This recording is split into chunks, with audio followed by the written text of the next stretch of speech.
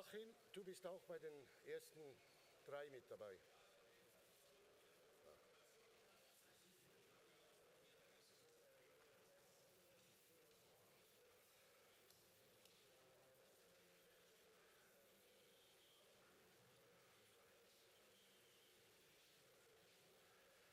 Good morning. We need to hook up rain dirt.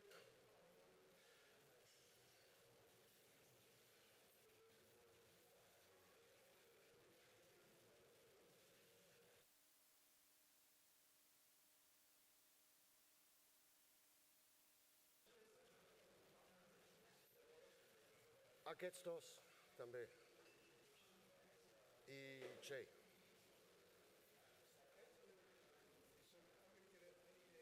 Yes. Aquests 3. Aquests 3. Aquests 4. I where's the handheld? Well, before we need the handheld, we need the mayor.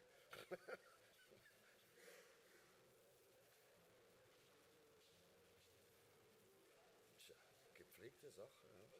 Gepflegte Sache. Ja. El alcalde i després el Che i després el Joachim aquí.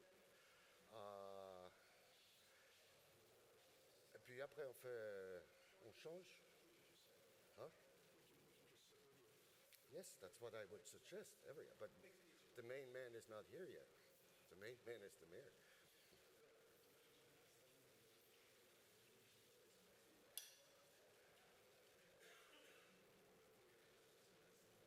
And Simon is here. Okay.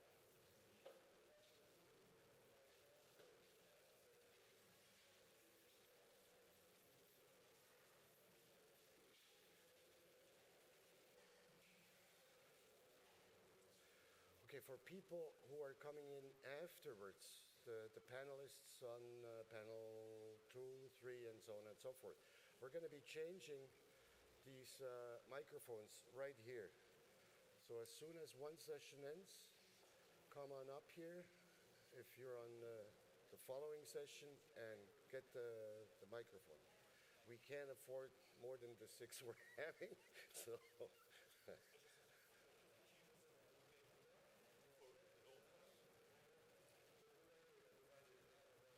Ya está.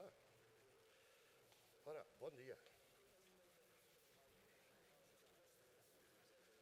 Hola, Santi, què tal? Molt bé, molt bé. Ara tenim una mica de retras. Sí. Tu, senta't al meu costat. Fem bon dia. Exactament. Tu ja traduiràs, no? Sí. I després, si tu vols marxar... Sí, perquè No, ja ho entenc. No, però també t'he explicat per el dia de demà és quan tenim TV3 aquí, és que fem una declaració que esperem que sigui tan important com... Ja ho tinc.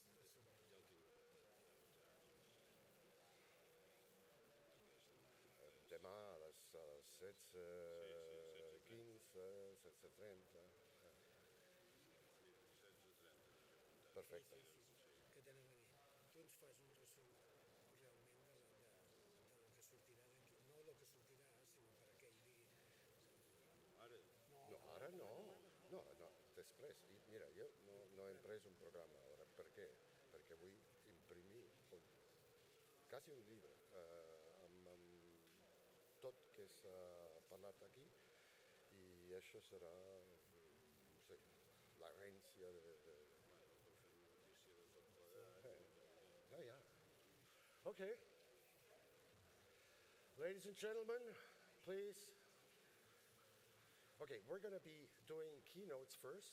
That's going to be basically the mayor, Jay, you, and yeah, I'm first, but I'm with the mayor. Okay. Huh? Yeah. We're going to have a little bit of time. Falta aquí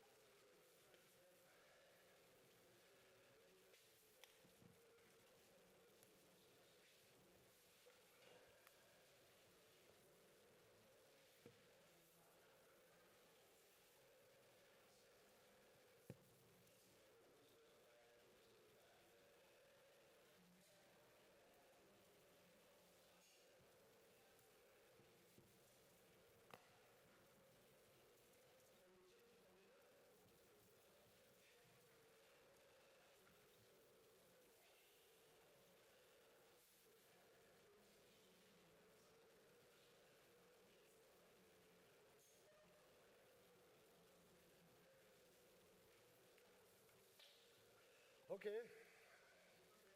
Santi, venía aquí? Huh? The mirror is here. Bueno, yo creo que... Bueno. Can somebody out there really tell them to get their asses in gear? Because yo tornaré y ya está. La única cosa, yo no MORE aquí, si watch, si yo no MORE aquí, si me acostumbras aquí, tiene un efecto de...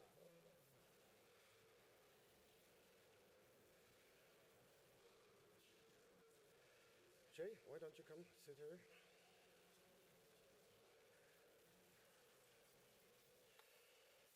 Alcalde, este es el Jay Stewart. Jay Stewart es el moderador principal.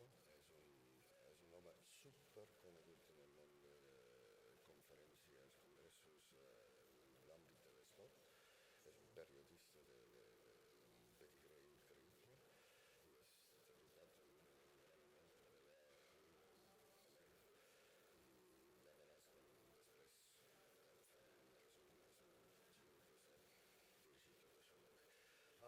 Joachim, kommst du auch? Joachim, sitzt du hier? El Joachim es el Chief Executive Officer de la Asociación Internacional dels Jocs Mundials, que es única como el COI, pero los Jocs Mundiales son de los sports que no son.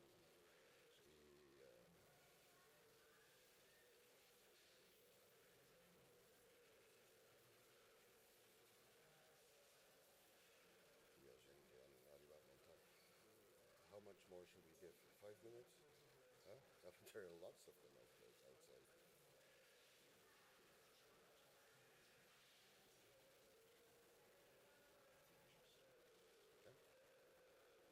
The glasses are still there. All right, I think, are we ready? Rolling?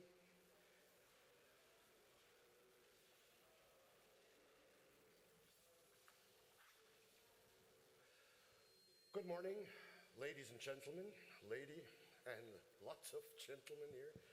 It's really a pleasure having you here. It is a pleasure having on my right a gentleman who has really been instrumental in making this happen, the mayor of Castelló de Empúries, Mr. Santi Uy, and he's going to give you a little bit of a welcome right now. Castelló de Empúries is a city with an incredible tradition in skydiving. I mean, we've had world championships here. We've had really monumental occasions here. We've presented the Olympic bid for 1992 in the town hall of Castelló in the presence of another mayor. And I think this summit also should keep this spirit alive of this town, this very, very historical town, really going all out with basically a space age sport. And Senyor Alcalde, és un plaer, benvingut. I aquí tenim els primers, els altres encara estan fora. Benvingut. Bé, bon dia a totes i tots. El senyor Roland farà la traducció de les paraules que vull dirigir a tots vostès. Good morning, everybody, and it falls upon me to translate a little bit, and he already says it's really a pleasure having you here. Bé, Castelló d'Empúries és un municipi particular, tenim un centre històric molt potent, ple de tradicions culturals i patrimonials que venen de l'edat mitjana. Castelló has a very, very long history. It's a historic center, which we're at right now.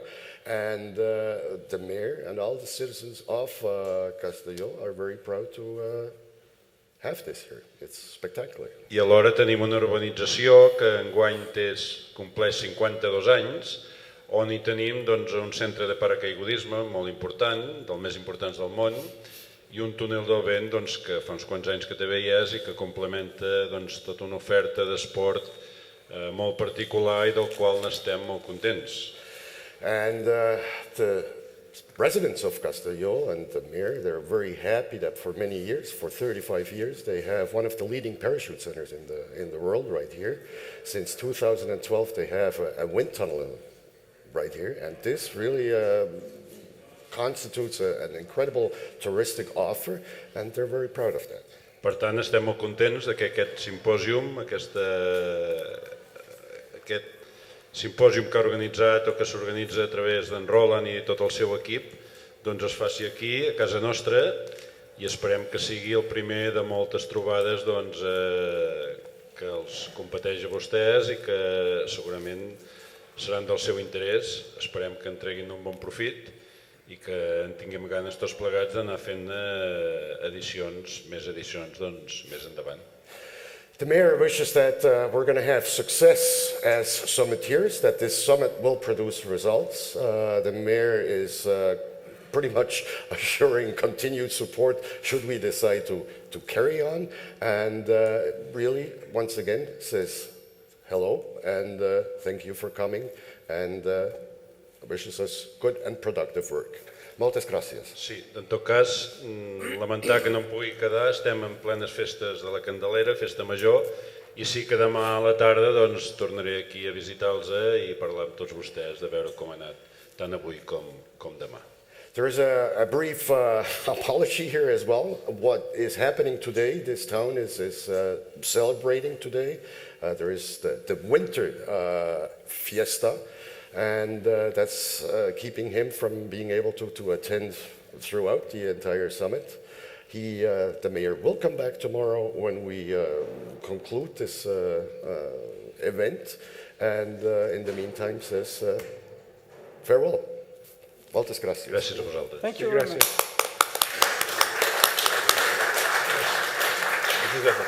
Moltes gràcies. Gràcies.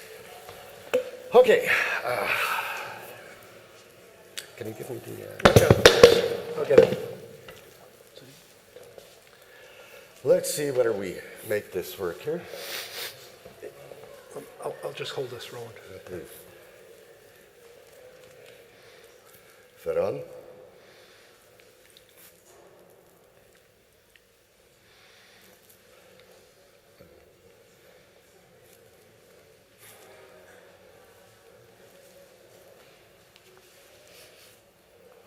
All right, we'll sort this out later.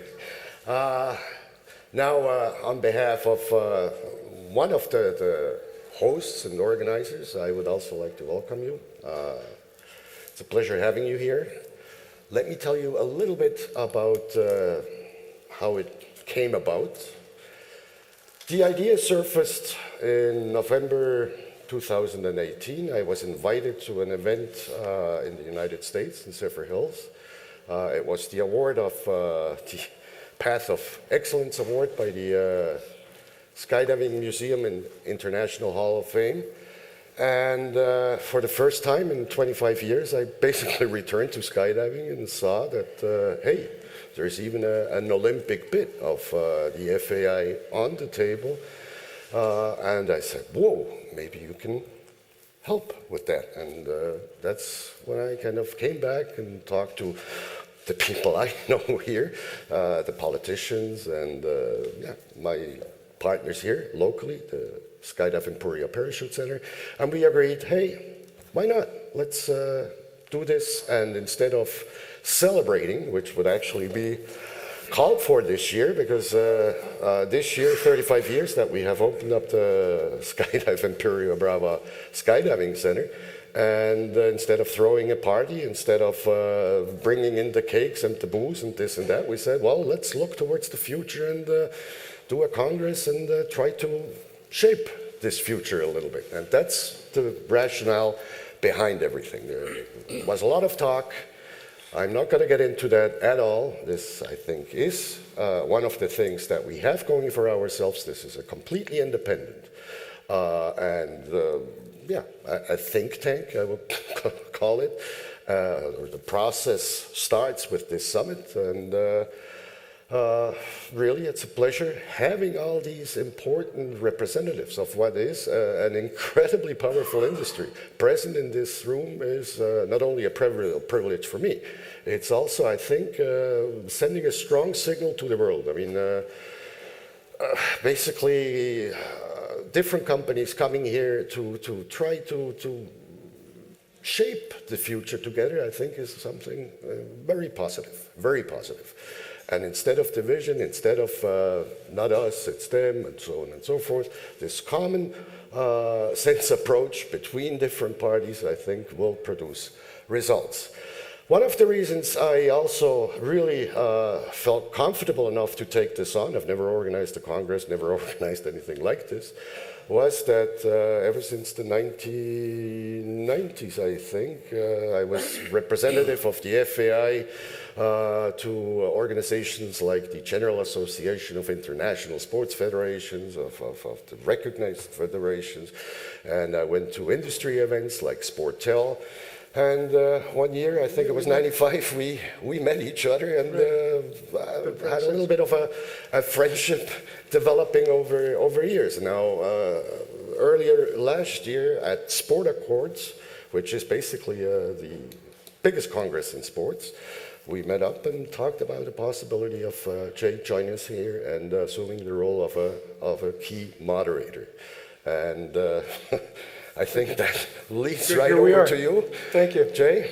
Good. Thanks very much, Roland. And good morning to all of you. I go to, as Roland, I think, indicated, I go to quite a few conferences. I think probably many of you go to a lot of conferences. Many of them nowadays are called summits. Basically, they're just conferences called summits. They have a bunch of people up and they do panels and they have conference sessions and discussion sessions, but there's not really the idea that there's supposed to be an outcome or that there's anything really that's supposed to be enunciated at the end. And I don't think that's the intention here. This is supposed to be a summit more like a G20 summit or a G30 summit, not an EU summit, because we would like everybody to stay. But it's the idea that there will be a good sharing of opinions, good discussion, and that something will come out of it. My role will basically be to be the timekeeper, which sometimes can be a daunting role, and to keep the discussion moving along. I'm a great believer in informality and keeping things relaxed and having friendly discussions. I will say that I'm an outsider to this business of skydiving, indoor or outdoor.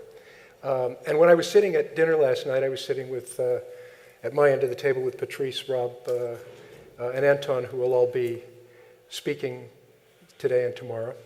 And I really felt that I was sitting in the midst of astronauts or test pilots. You know, it wasn't a world of sport that I was familiar with at all, and it wasn't the sort of conversation I was used to, which is much more about, you know, people kicking a ball back and forth. I come from a humbly a more entertainment end of the world of sport, about selling tickets and selling television rights. A bit of familiarity with the Olympic world over many years. I did go see the Wind Games, and what I have learned already is it was fun at the Wind Games to see so many smiling faces. That was extremely positive. It was also very positive to see the gender balance. I think that in society today, this is becoming more and more an essential requirement for growth and for development, is to show that what you're doing is open to a wide, not only to gender balance, but to a wide range of people. We're here to talk about skydiving as a business and skydiving as a sport. The thing I was most aware of as well, that I'm very aware of, is that skydiving is a community. And nowadays, this is a very, very powerful thing. You might be aware that Harvard Business School has just started, for the first time, they're going to have a course professor of sports business, which they've never had before, someone who came from the entertainment business. And the reason is based on this idea of community, because of the data implications and all the things that can grow out of having communities. As we become more digital, the power and the potential of having groups of people with shared interests is hugely powerful. Before we get into the essence of what we're going to be doing here today, though, I thought I'd just have a little fun with talking about the business of sport and the sports business, because with an American reference, because sport really is a business. Today's the Super Bowl, as many of you are aware, in the US, which of course is the flagship event of the NFL, the biggest league, probably the biggest sports event of the year, sports business event of the year. And it's interesting, in America, with the Super Bowl, the genius of the American approach to this is you have an event, a sports event, where many of the people who watch this event on television are watching because they want to see the advertising. That's America, right? They're watching because the part that they're going to enjoy, a lot of it is going to be watching the ads. But to lead in, I'd like to talk about something else, which is not the NFL, but another American league, the NBA. As many of you are aware, I think everyone, Kobe Bryant, one of the big former stars of the NBA, unfortunately died, I guess it was just last week. It was on front pages all over the world. And this is amazing, because this is an American league, the NBA, which years ago that never, ever would have happened, that an NBA star would have been on front pages everywhere, and people everywhere knew who he was. There's a connection to skydiving in this, because one of the originators of the wind tunnel business, Marvin Crater, was the owner of an NBA team. He owned the Boston Celtics, as well as getting involved in the wind tunnel business. And he owned the Celtics actually at a time when they were quite successful. And how society has changed. In those days, when the coach of the Celtics knew that his team had won the game, he would sit on the bench and light a cigar there in the arena. Something, of course, we certainly couldn't imagine happening now. Now, to turn back the clock, I don't know how many of you know that the NBA, as successful as it is now, was created in the late 1940s by the owners of arenas who owned ice hockey teams. They had arenas with ice hockey teams in them, and they thought, what are we going to do when our team plays away? We should put something else in here in this arena. And so basically they got together and they created a basketball league. Over the years it grew, and then it actually declined. And the NBA in the late 70s and into the early 80s, there was a period when the NBA playoffs were not live on network television in America. That probably seems unbelievable, but they were not carried live. That's how the decline happened. And part of the reason for that was that the perception of the people in the business world, the broadcasters and the advertisers and the sponsors, perceived that the NBA was not a league that was particularly doing what they wanted to do in terms of the public. A lot of the players were African American, so they thought it was too black. There were, stories about drugs and stories about bad behavior, and they thought this is just not what we want to be associated with. Of course, it was still a functioning league and still successful at a certain level, but it certainly had declined. Now, what happened was the management that came into the league at that time, Larry O'Brien and then subsequently David Stern, who also unfortunately just passed away recently, they looked at things and they said, you know what? Society has changed. We should embrace what we are. And the league, in a way, rethought its whole way of being. Suddenly, all of those things that had been perceived by more traditional people as being negatives, they said, these are positives. The music is positive. Our players are positive. They're role models. They're people that we can connect with. They're lifestyle leaders. And of course, in a very short period of time, the NBA grew enormously, using all of the power of the players, the hip-hop music, the lifestyle, the fashion, all of that. Even the way the game changed, was played, changed.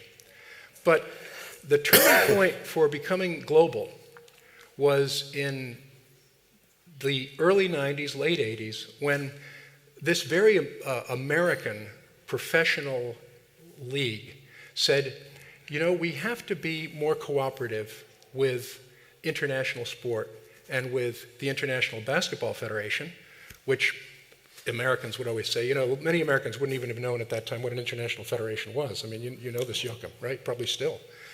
They said, you know, we've got to talk to FIBA because we want to get bigger. And through the relationship with FIBA, they were able eventually to get into the Olympics, 1992, the Dream Team, and that was the real beginning of the globalization. That's why people around the world know who Kobe Bryant is, because the NBA decided they were going to have their players on the global platform of the Olympics. And the power of that is huge relative to anything else that exists. Bear in mind also that working with FIBA, the NBA, and FIBA actually developed 3-on-3 basketball, which I think you might have started it. No, We're good. You had it. We're good. Yeah. Went to So we'll get to that. 3-on-3 basketball, which is a little bit like indoor and outdoor in the sense that, although strangely enough, the indoor version of 5-on-5 is the traditional. The 3-on-3 is the outdoor, more younger game, right? But again, you have that sort of wanting to be innovative. And I'm sorry for going on, but I'm kind of, I think there's some worthwhile things here. The other thing that I wanted to mention is about the way in which these American sports entities function. The NBA, but NBA will always tell you that they only will only copy with the NFL, their template already. The interesting thing is that these American sports organizations bring together teams that are owned by wealthy individuals. And in fact, in the NFL, certainly, you're not allowed corporate ownership. There's got to be an owner, one guy. These are tremendously wealthy people. And one thing I can assure you is when they all sit in a room together, each one of them thinks I'm the smartest guy in the room, right? But what the NFL was able to do starting in the early 60s, through Pete Rozelle, who was the commissioner at that time, they were able, over a period of time, to persuade the owners that thinking as a league and acting as a league and acting together would be far more powerful and profitable for all of them. So there's this amazing ability to have league think, where the owners go in, and this is true of the NBA as well, they sit down and they will defer to the commissioner and to the league, and basically, obviously the owners have to agree, but they recognize that there is a greater power in being part of a league. That's not always true. As you know, here in Spain, I mean, you know, look, this has been, you know, it's like herding cats, where Barcelona and Real Madrid were selling their own TV rights until recently, right? The league here has succeeded in bringing them together, partly in order to future-proof the teams and all of those organizations in a period of very rapid change, of digital change, of fragmentation. And again, the message is basically we need to be on the same page in order to be sustainable and in order to be protected against what's going to happen in the media market, for example, with the decline of television rights, which it's not going to happen tomorrow, but eventually it will happen. And I've been with La Liga, you know, the guy's saying, look, we live in a beautiful world. People are paying us huge, huge, huge amounts of money, but it ain't going to last forever, right? So the thing I wanted to mention is that we're going to hear a lot about sustainability here. But sustainability is not just about energy. It's not just about environment. It's also about sustainable businesses and sustainable industries, and that means having businesses that are flexible, that adapt, that have ways to cooperate, and that also, I think, very importantly, they have to be imaginative. I think, getting back to my original point about where I was sitting with the astronauts, there's a lot of brain power in this business. I think that that's not true of all sports either. I think that there's a lot of intelligence, there's a lot of technical know-how, but there's a lot of the intelligence that goes with that mindset.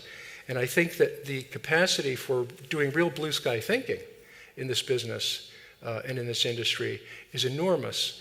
But that will come out best when people are able to share that blue sky thinking, I think, in a sharing environment like this one, I hope, and maybe to develop some sort of a vision of the future. That's all I'm going to say. I'm sorry I went on for a bit, but I hope it was fun. I'd like to turn things over now to Joachim, because I mentioned this idea of collaboration, not always easy. Your organization brings together a great many federations, and I'll let you talk about what it is that you do. But the World Games, Joachim Gossau, who is the CEO of the World Games. Thanks, Jay. I'm on here too. First of all, thanks being with you for the 2 days over here, and it's really my pleasure. It's not my first time coming here to Imperial Brava. It's already my third time, and it's not only because of Roland, it's also the charm of that city here and the great venue that exists here. It's something really marvelous and significant for a sport to have such a basis that you can provide to people. My friendship with Roland goes back up to 2001, when he was responsible in FAI and I was responsible at that time for the city of Duisburg preparing the World Games, a multi-sports event for more or less 30 plus sports based on 37 member federations, to host that later on in 2005 in Duisburg. And when we were discussing the preparations for that Games in Duisburg in 2005, at the end we were surprised by ourselves, because we had more than 16,000 people at that time per day watching air sport competitions. And so obviously there is a great attraction, not only for those who like that sport by themselves, but also for people to watch it. And that was just as a basic understanding. We have sports like rugby in the program, like gymnastics, which are very well known for a bright audience. But that you can compete with air sports with them was definitely proved by these figures, not only on site. There was also looking a little bit into the media at that time, not as huge as we currently have that in 2017, but there was also already a platform for the non-sport specific audience based. So when I started my job with the IWGA, I was educated as a sports teacher in Germany, and my whole life along I stayed together with different sports. As a professional player in handball, and I think most of you are coming from Europe, you know that we always, it's a very competitive sport, it's a very well-known sport, but it's also quite far behind soccer. So we all know that we would like to be on top, the number one, but we have also to be realistic and to find ways how to promote our sports in the best way. And the best way might not be always be the top in the media place, but to be very, very good known everywhere. And there is also, for me in my city where I'm coming from, Duisburg, it is a well-known place for canoeing, also a sports, an Olympic sports. To compete with that in my own hometown with handball was always also a challenge, and how to manage that was something that I could take as an experience organizing the World Games. And when I stepped into this organization after 2005, when I was asked to join them, we directly discussed, and I look really back for fruitful discussions also with Roland, because we had so many, let's say, positive fights on how we can move that forward. Just serving for 37 federations that have to compile a program for 10 days and to place everything in a correct way, that they get their attention. That is a challenge in itself, what you just named. On the one side, you have to fulfill interests of those who host it, who organize it, but also definitely you have to serve your members or the athletes. And that was always something that, I was driven by these discussions.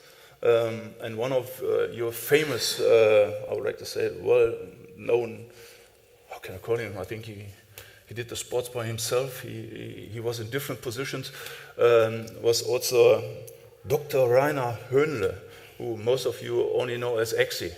So coming together with him was also a learning process, and listening to him, listening to all the experts of the different sports was at least, I would like to say, the success that we could bring and move forward with the World Games.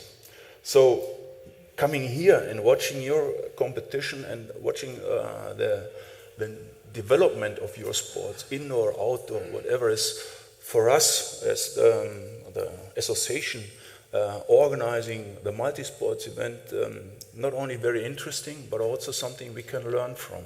What are the developments? What we have to look into for the future to present your sport, your disciplines of your sports in the best way to promote you.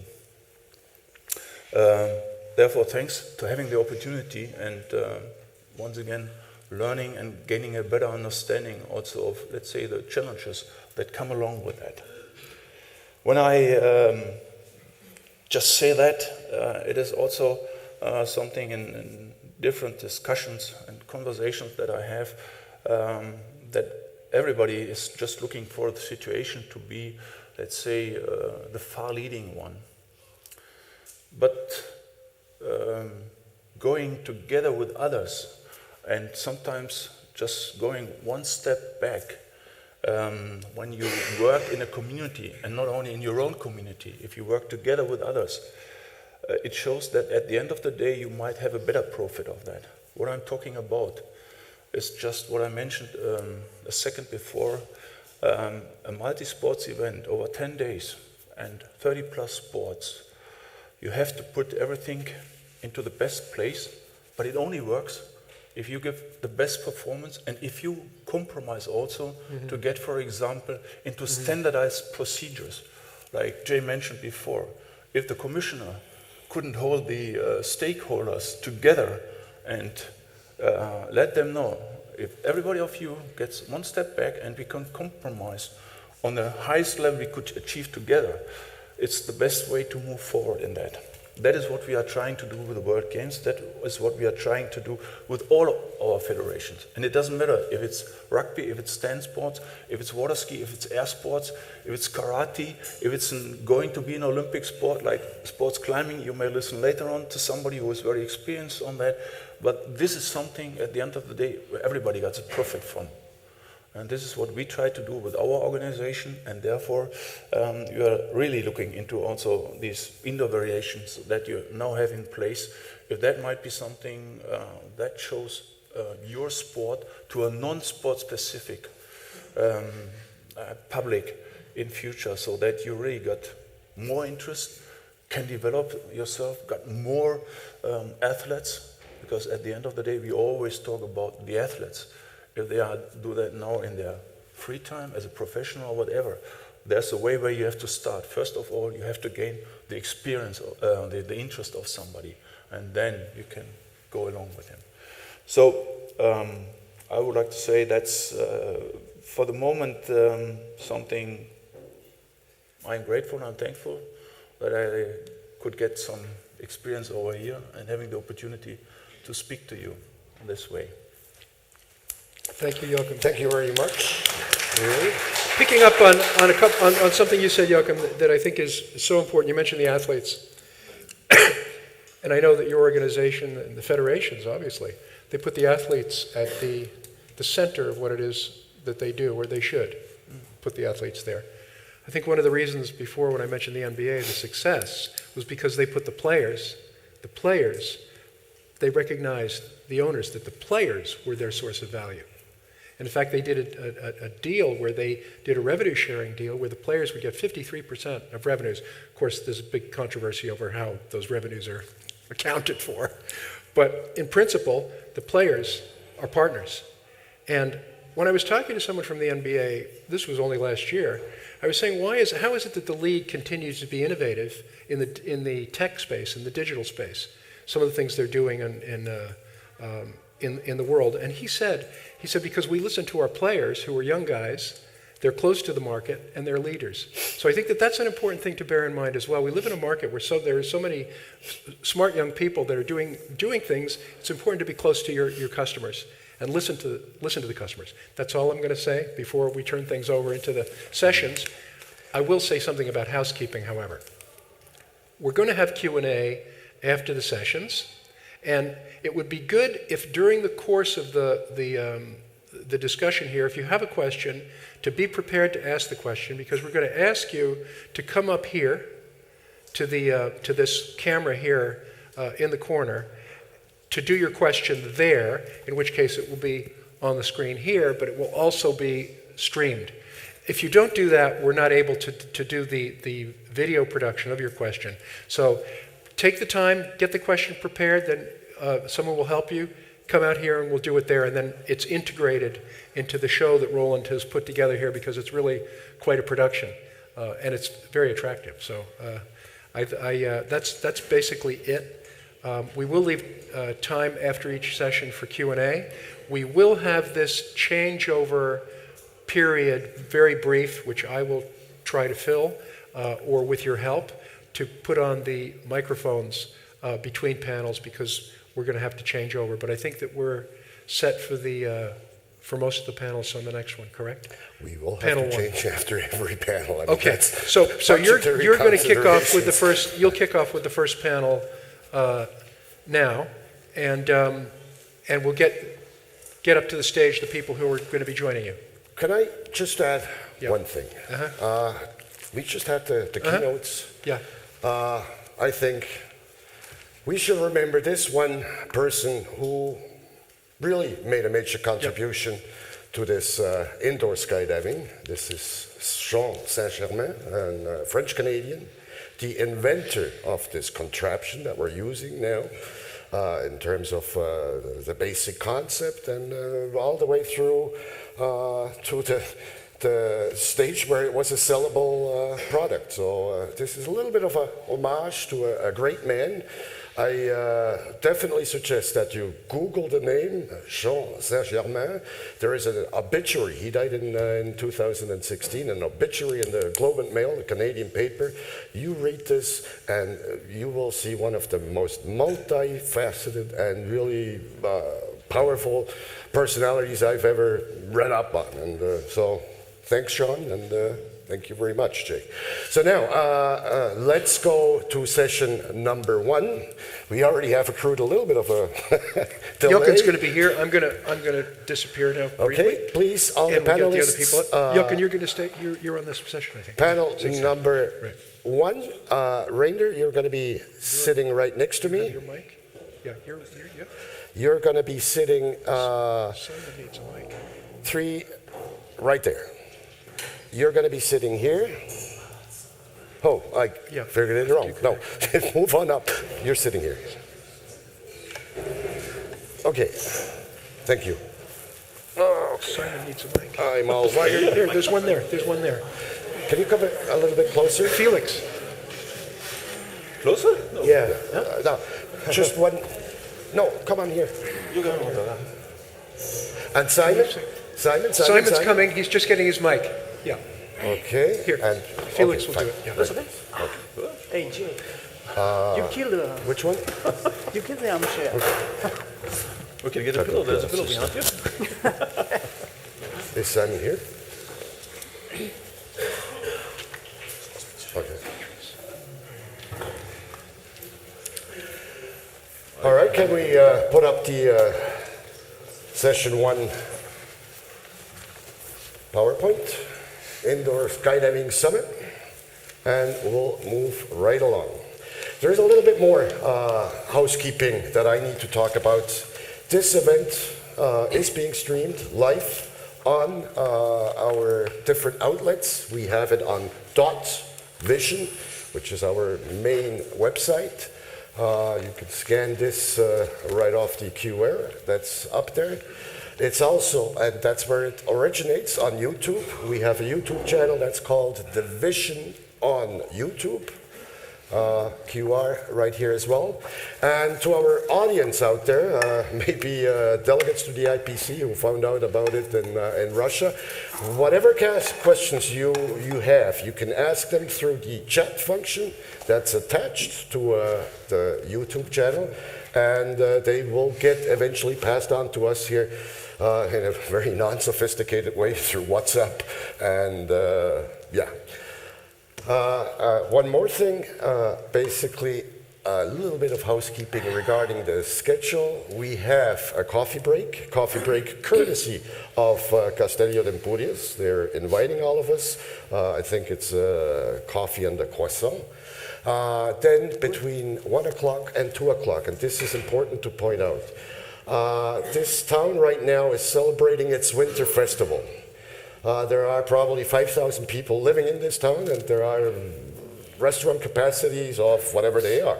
But this being a festive day today, most families will be eating out. So don't count on being able to go during lunch break and have a lunch in a restaurant. It's not going to happen. That's why we had the food catered in. All our panelists, obviously, you're our guests.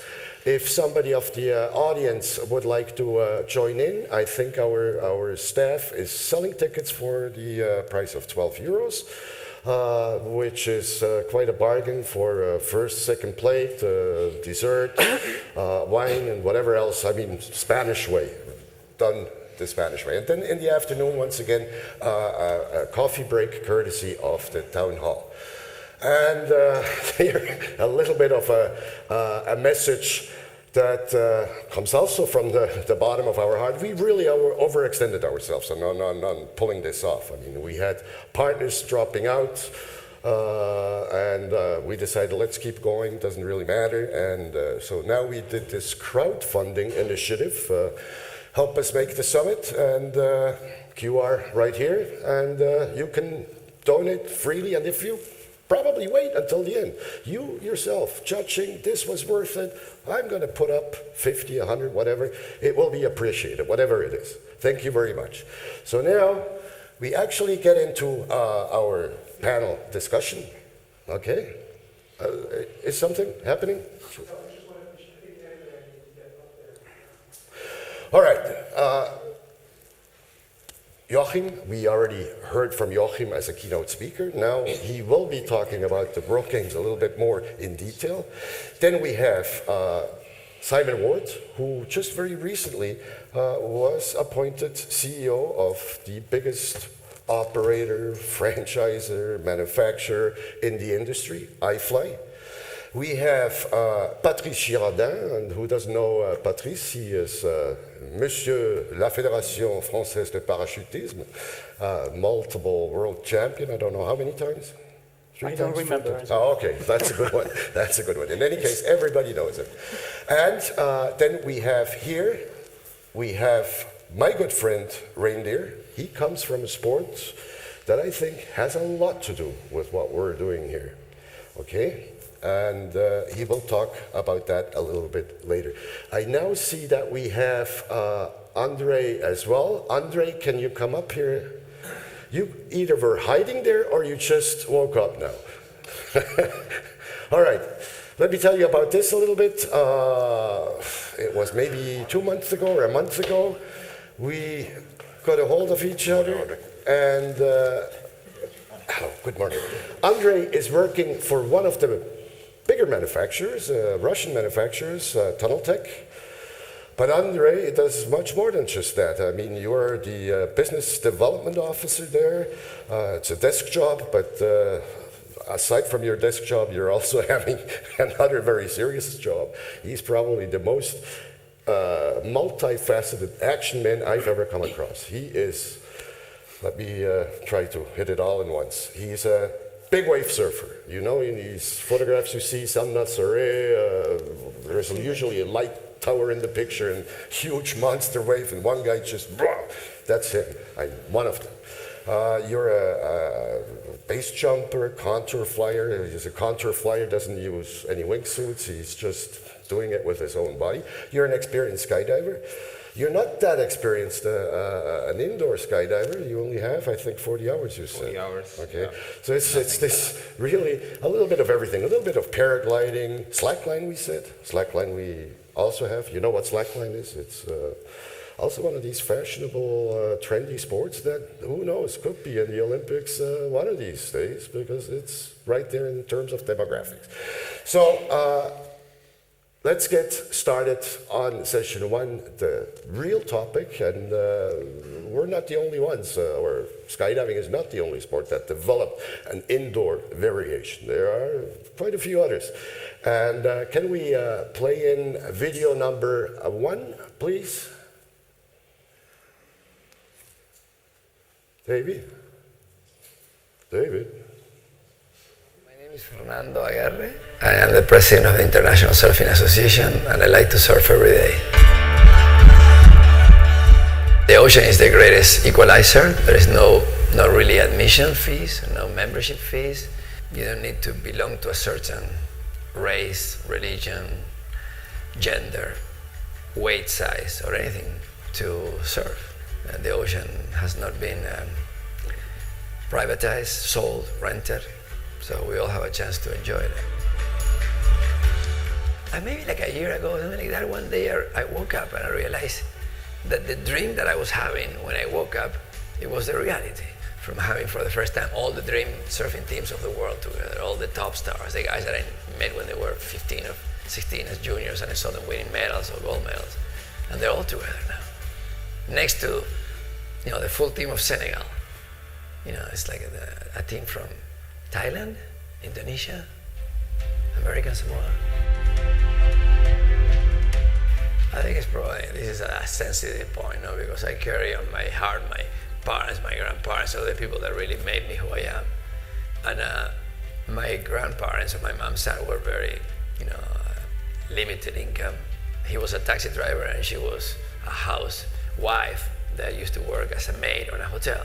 I was maybe 16 or 17, and one day my grandma showed up and gave me the most expensive jacket that I couldn't buy. And I knew how life was difficult for them, how difficult life was for them. So I told her, I said, "You're crazy. This is like, why do you do that?" And she said, "I'm not sure you're gonna get it now, but eventually I think you're gonna get it." And giving is much better than receiving, because by receiving, nobody has ever become a better human being. But if you give, you might get a chance. All right, this was kind of an emotional touch, and we know him, Fernando, and he is as colorful as he looks. And he was definitely the mover and shaker behind the successful bid of surfing to make it into the Olympics. They will premiere this year in Tokyo in July. They will do this with their outdoor variation, but this was basically left in the air until very recently, like mid last year, when they decided, well, no, we're not going to use a wave pool, we're going to actually go for it in Mother Nature, and that's a risky business. To do their events, which only involve a small number of athletes, they had to allocate almost 10 days of competition just to be ready for all types of contingencies in terms of weather, waves, wind, God knows. The safer bet would have been to take this to a wave pool, and there are wave pools right now being built. I don't think quite as many in this as in indoor skydiving, but it is a huge, huge industry. There are probably 3 or 4 industry leaders, one of them a Spanish company from the Basque country. They're called Wavegarden, and Wavegarden, they produced this video on the smallest version of the wave pool they have. It's called the Cove, and what I really find significant, the people you will be listening to right now are professionals, world champions. I mean, top of the top in surfing. In many ways, they will probably be the ones that fight for the medals in Tokyo. Can we go video number 2, please?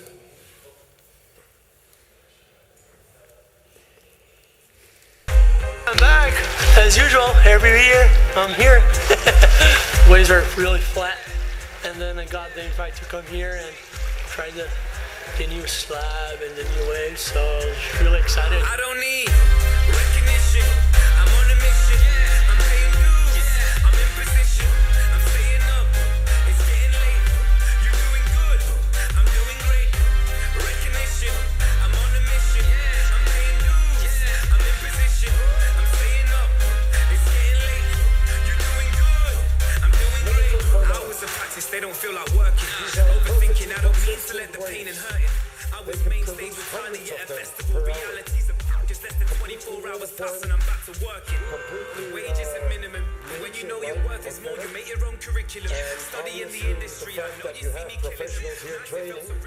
It's a cost-efficient way of doing it. You don't have to take any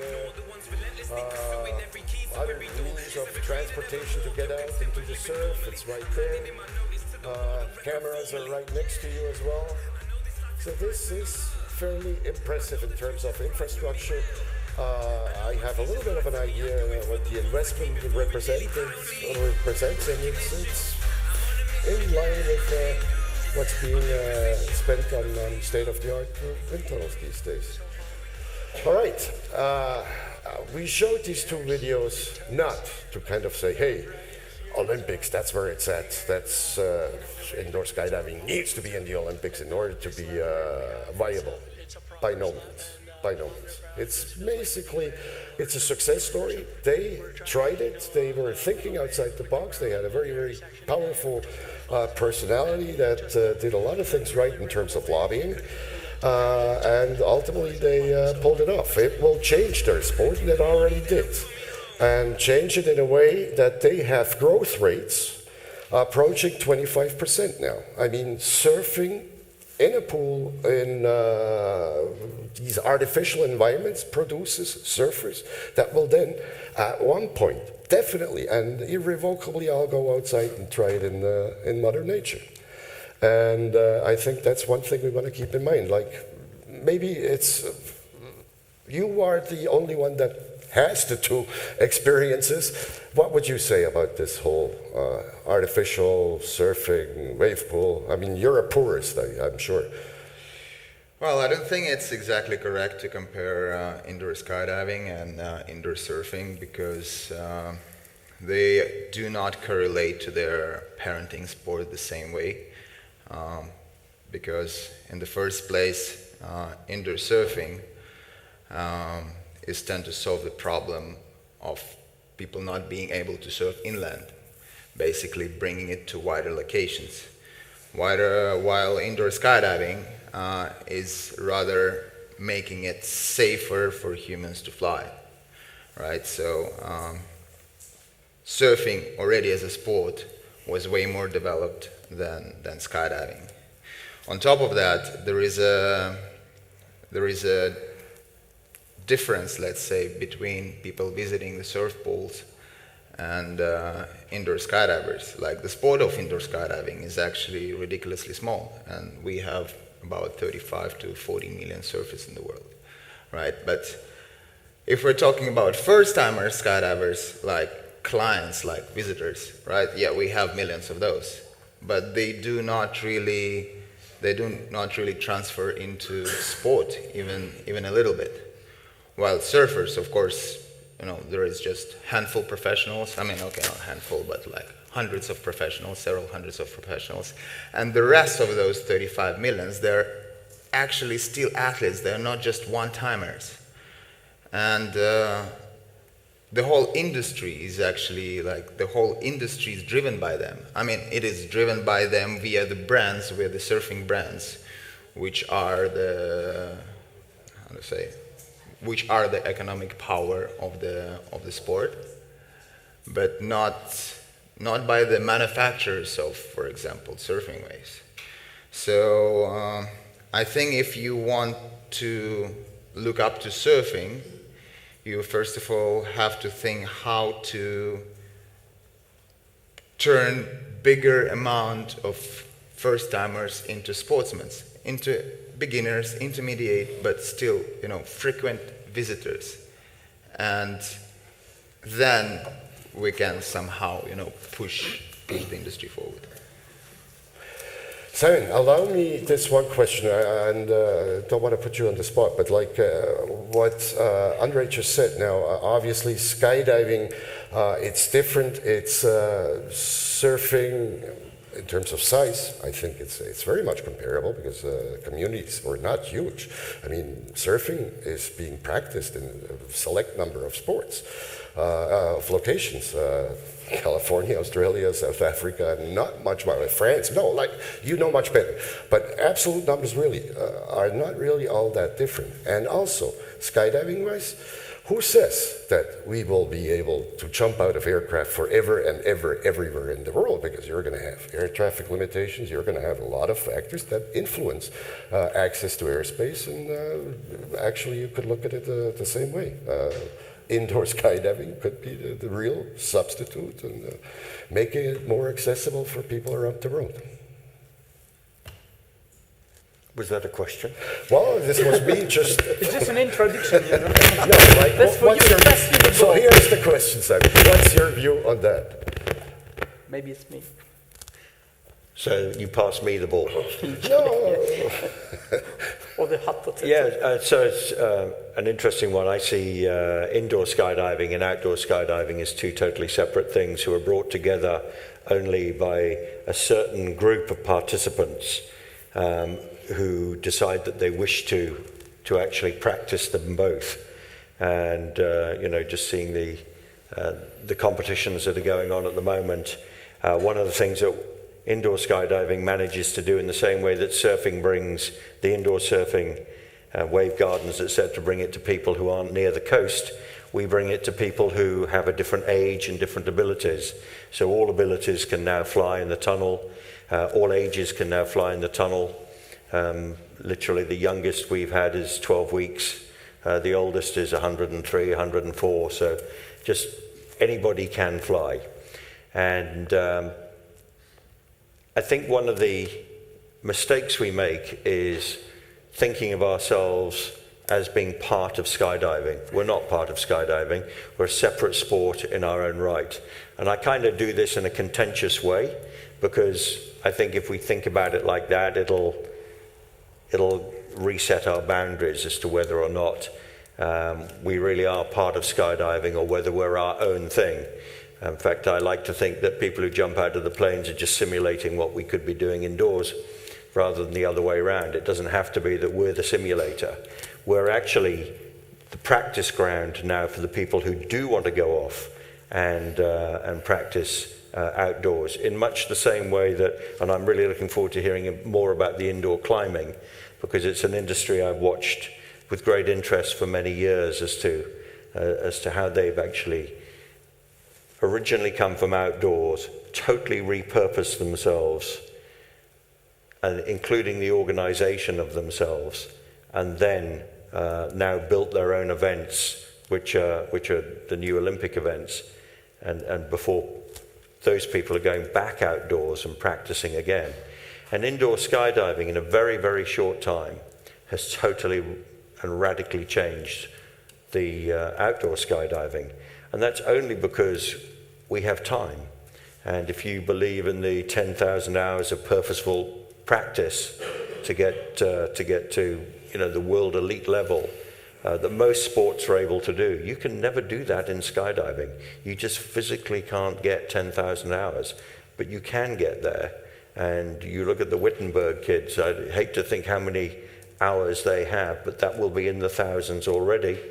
And they're not even allowed to jump out of an airplane yet, age-wise. So things are going to change, and I don't think that we necessarily need to try to bring ourselves together with skydiving, but we need to tread parallel paths, and at the right moments we need to re-engage with each other. But we don't have to think ourselves as a derivative of the other. I really appreciate that argument. I think I fully agree with you.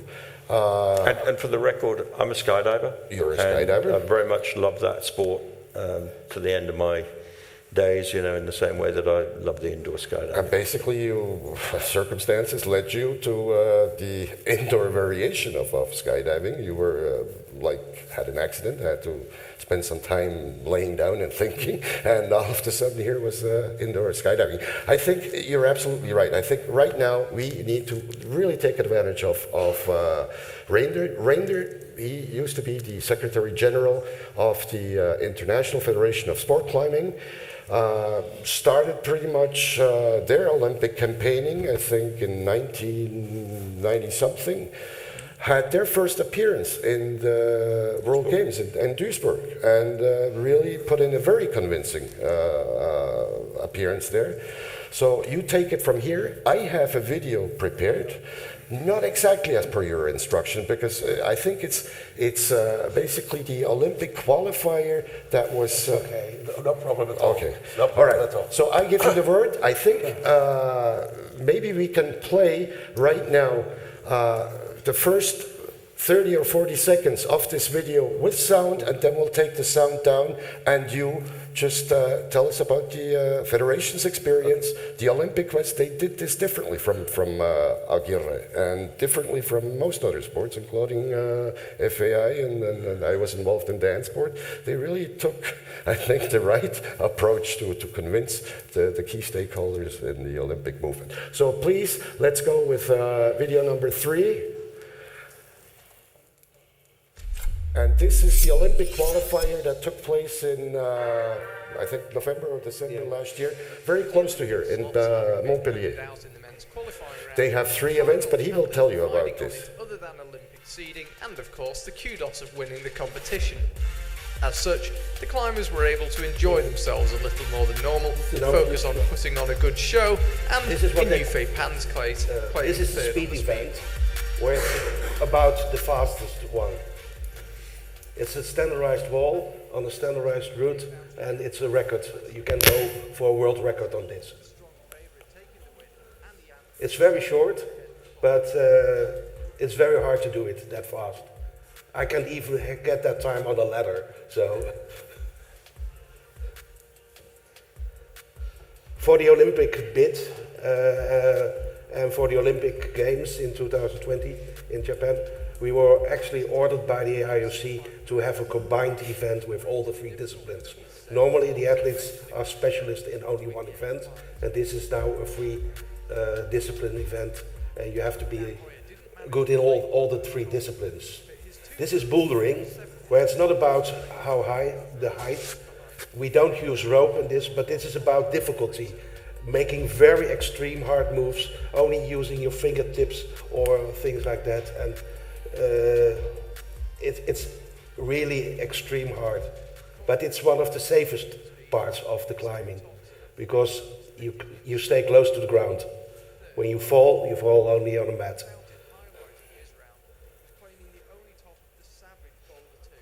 But just see the moves they make, and just try it with only nothing and 2 fingers.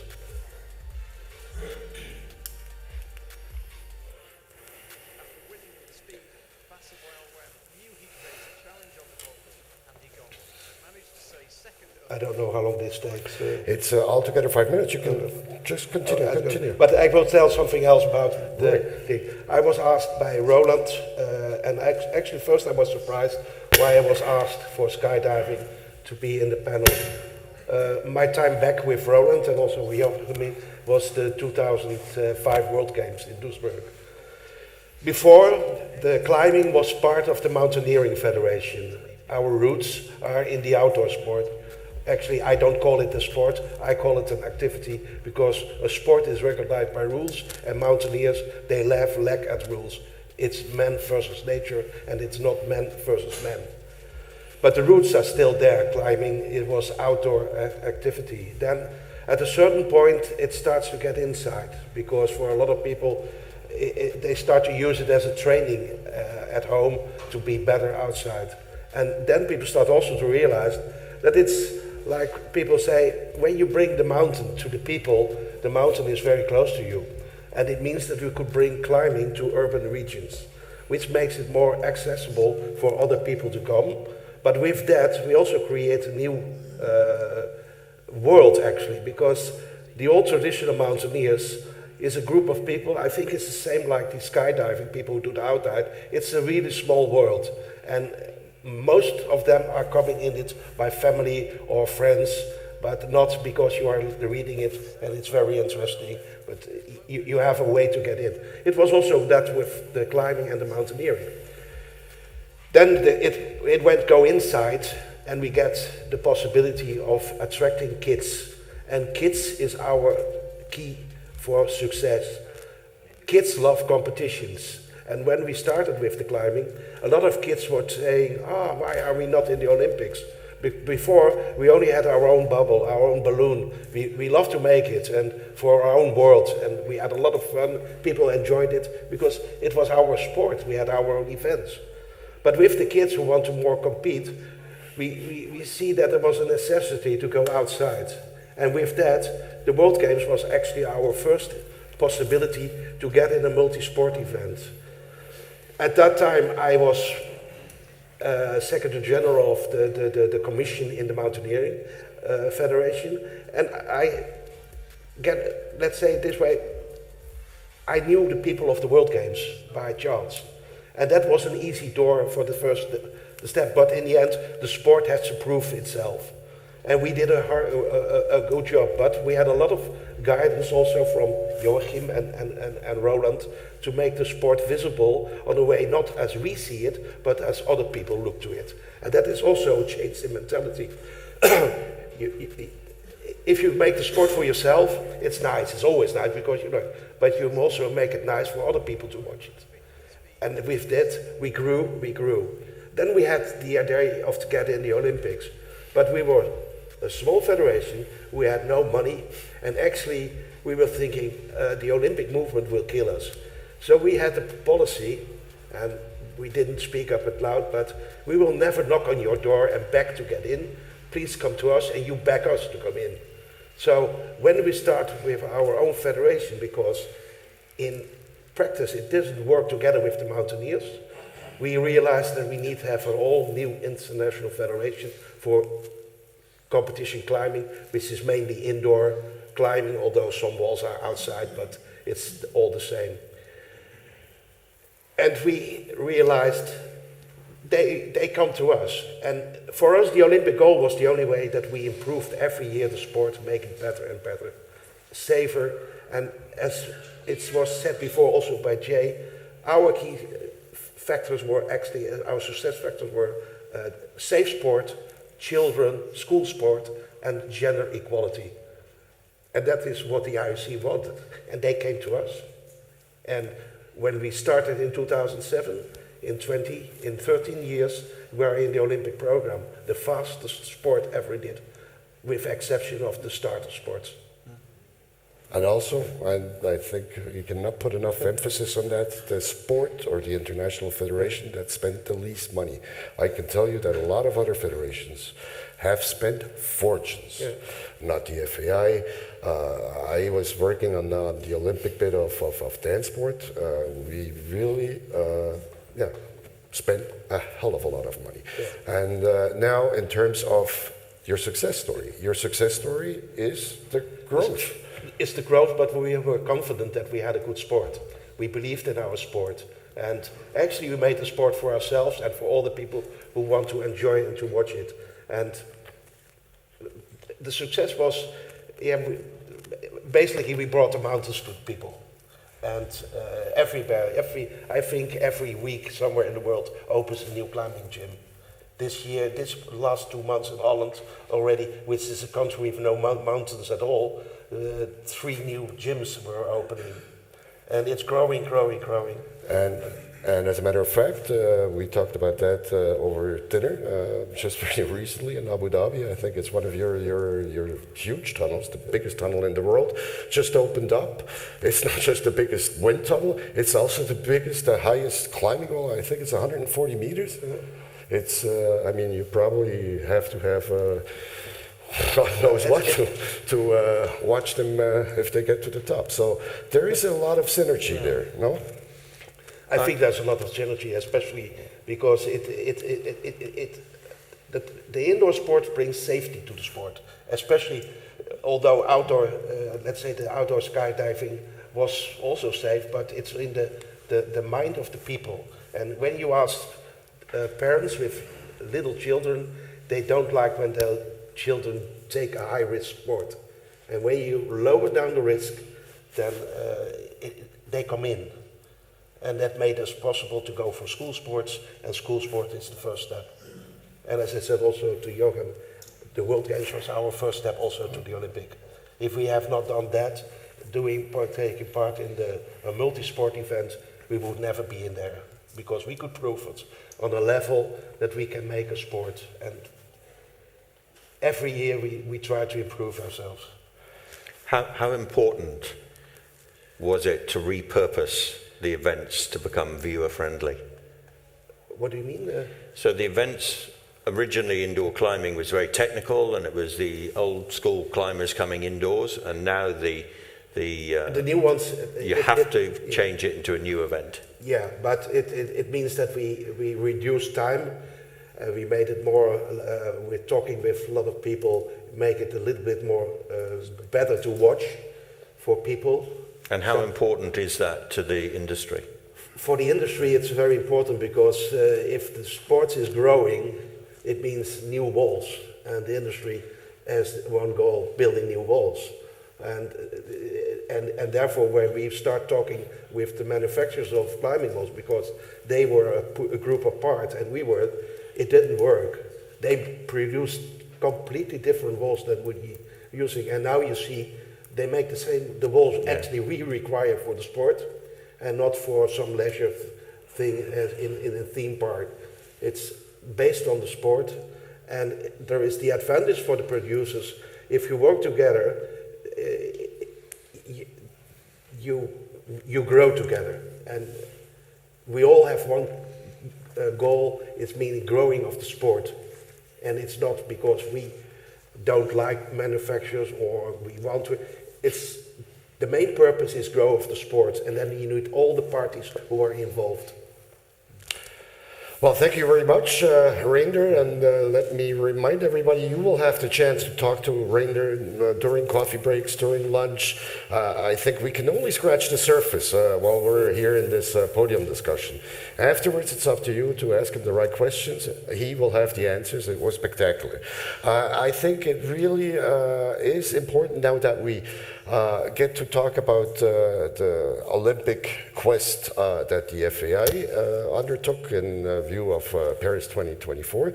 And I think the two entities behind that bid, I mean, other than the FAI, were first and foremost probably the French Parachute Association Federation, and then I think the industry support, the partner who made it all happen, I Fly Paris. Let's very briefly play in video 4.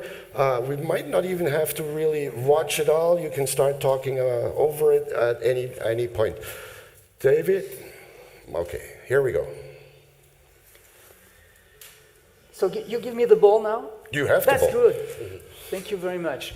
Well, you're watching a video which was not done for indoor or outdoor target.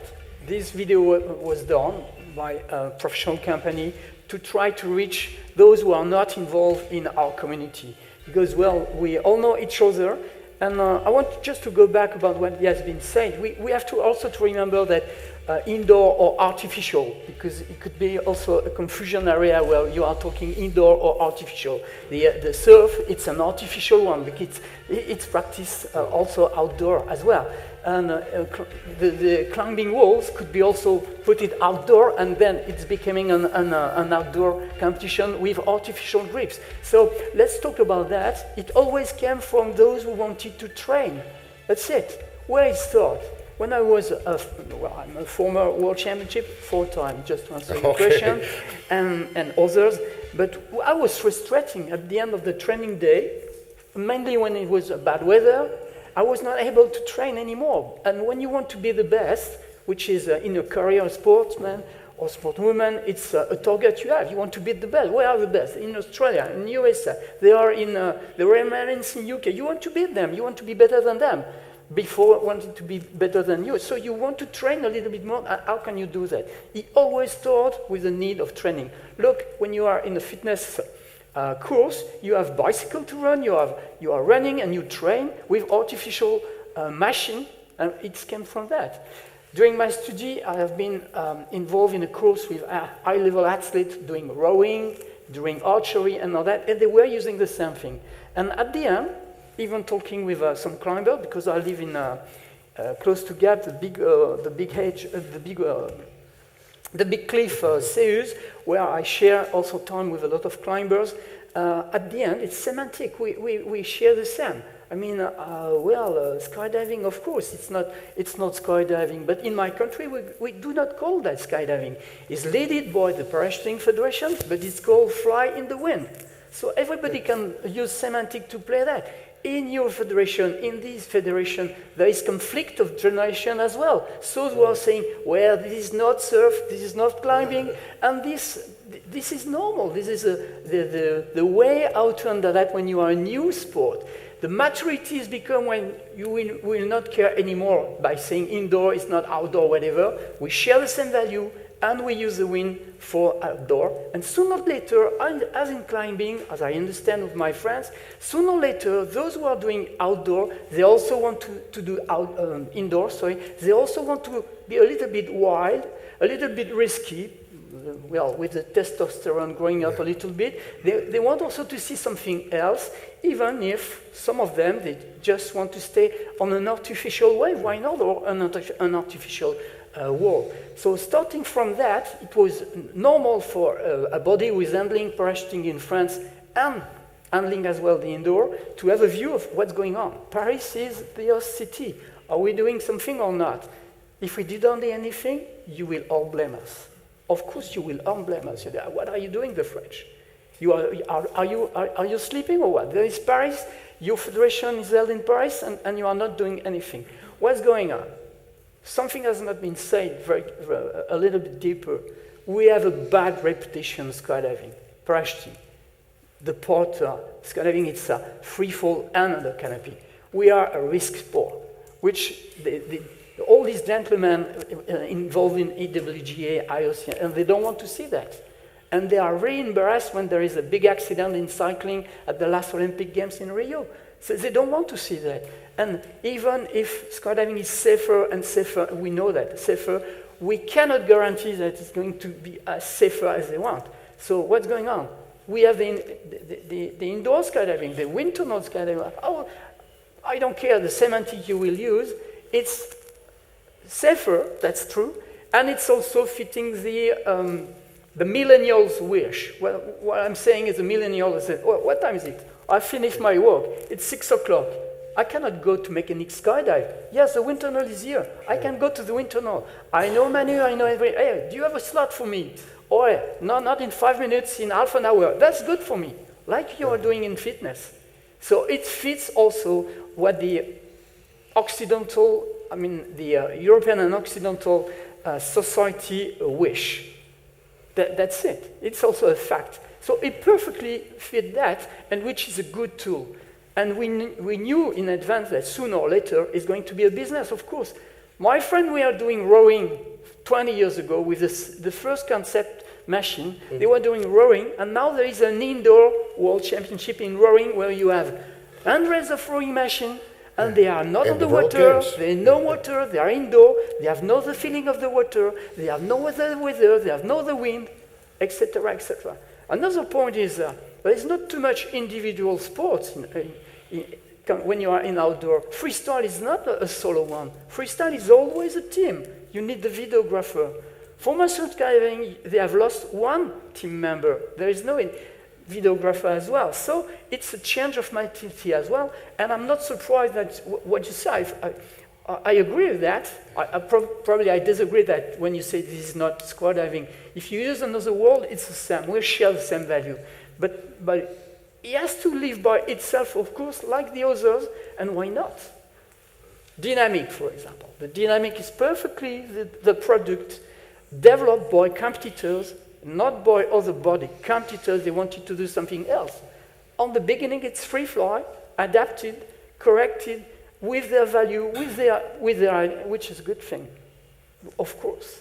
So going back to the Olympic, it was our goal to do something but we start from a blank page. We put the finger in a wall. I have to be honest. My federation gave me a big part to develop all that, and also in connection with the International Federation, the FI. Fortunately, we have also connection with iFly, but how can we start from a blank page? Why blank? Is there a guideline about that? No, there is not a guideline. Who is giving us advice? Not the other opponents, not the other federation. They shake your hand, they make a big smile, and at the end, if they can, well, I will probably use a wrong word, so I'm not saying it, but you are their opponent. They are not going to help you. Who is going to tell you there is no need to go because you have no chance? AWJ? No, certainly not. IOC? No, certainly not. They encourage federation to go ahead and to try to promote their events, and sooner or later, maybe if, well, it could be interesting for us, then they catch you. I met Jérôme Meyer, UCI Olympic, and I always remember what he said. It was a big tilt in my brain. He said, if the IOC wants you, they will come to you. Yeah. And then you will, in brackets, off record, shut your mouth, and you will adapt yourself. Yeah. This is exactly, I'm sorry to say that, but I see the development of Tokyo, and now it's not the same for Paris. Yeah. You have lost one event. Why? No. Well, the event is still there. We got one. But we called it differently. So you need to adapt yourself. And who is giving guidance on that?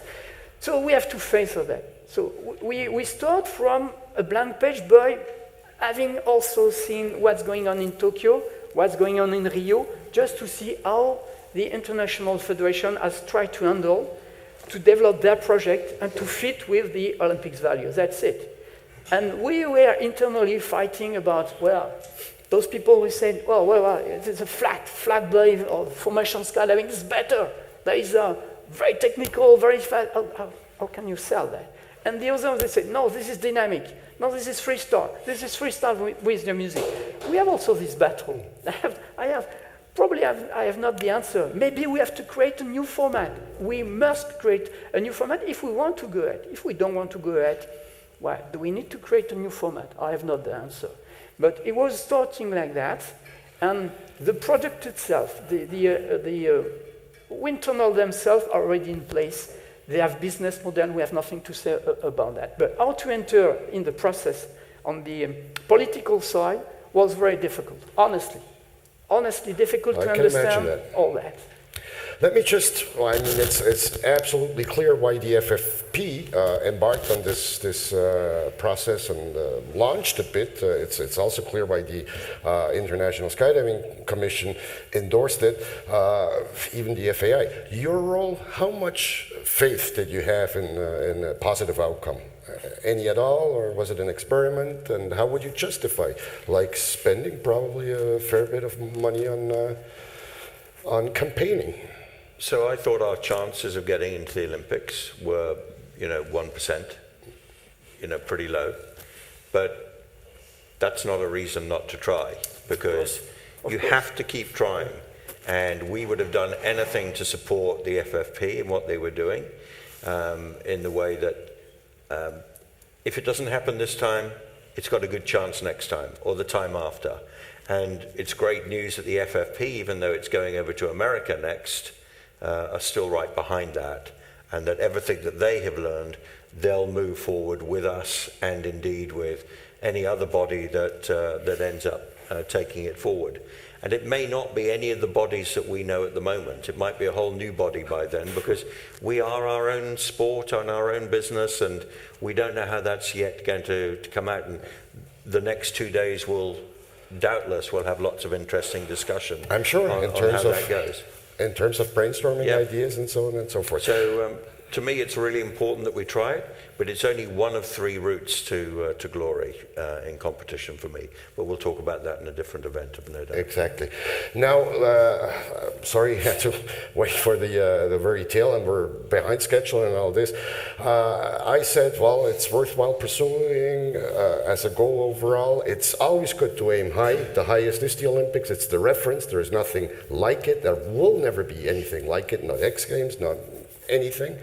But obviously, and this was a point that Reinhard made, it is important that you expose yourself at regular intervals to a competitive situation where you have 50 other sports or 30 other sports or 40 other sports, and you try to outperform them in terms of income at the gate, in terms of media exposure, in terms of fan support. And this is basically where the World Games have been, for me, for the last 10 years. I have really made a huge effort to adapt our dance sport product to the World Games. And it paid off in a big way. I mean, in a really big way, because ultimately you're reduced in scale, but you're gaining momentum with the World Games. And you saw a little bit yesterday. Would you consider something like this? I don't want to put you on the spot, but would you look? No, go on the spot. You can try to, but I have a board and I have to follow. I'm only the CEO of that, so decisions are taken also somewhere else. But I try to listen very carefully what you said. And first of all, what I just said a few moments ago in my keynote, we listen very carefully to our federations and we look into the products. I would like to call that a product that we put to performance in our event. We always try to educate them, not to teach them. There's a main difference into that. You are the experts. We don't have to teach you on that, but we have to advise you and educate them how you may fit at best into that showcase, into that multi-sports event.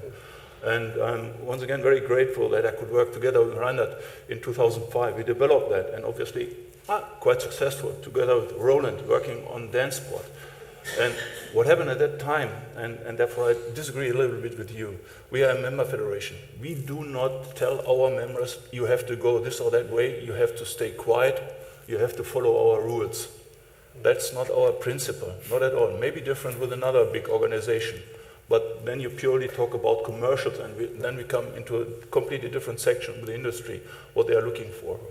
The problem at all is, what we discussed this morning, is to bring together the very different interests to move forward with the sport and to find the best compromise on that. Whatever you would like to do. If you want to have only a training session, go for that.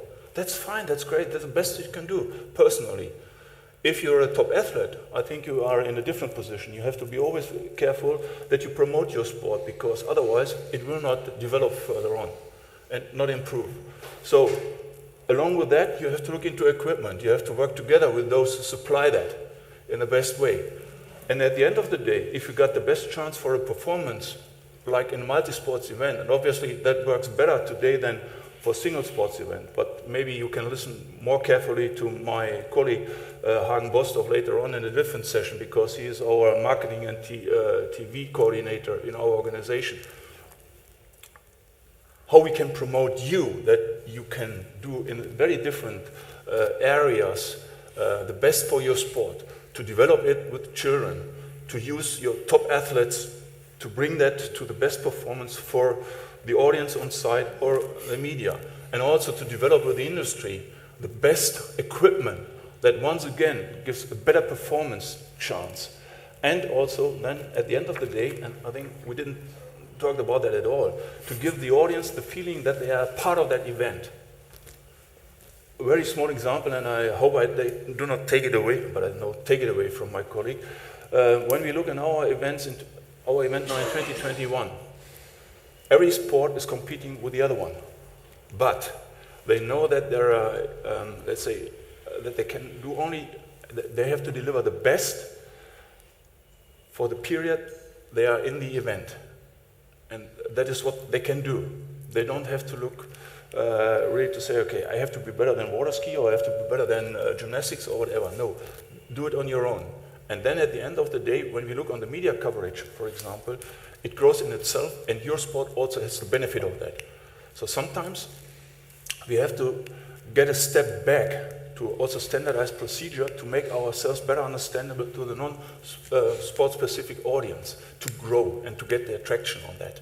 And I said, that's what you're looking for, huh? You're doing your sport because it's not only personal for you, you want to have that.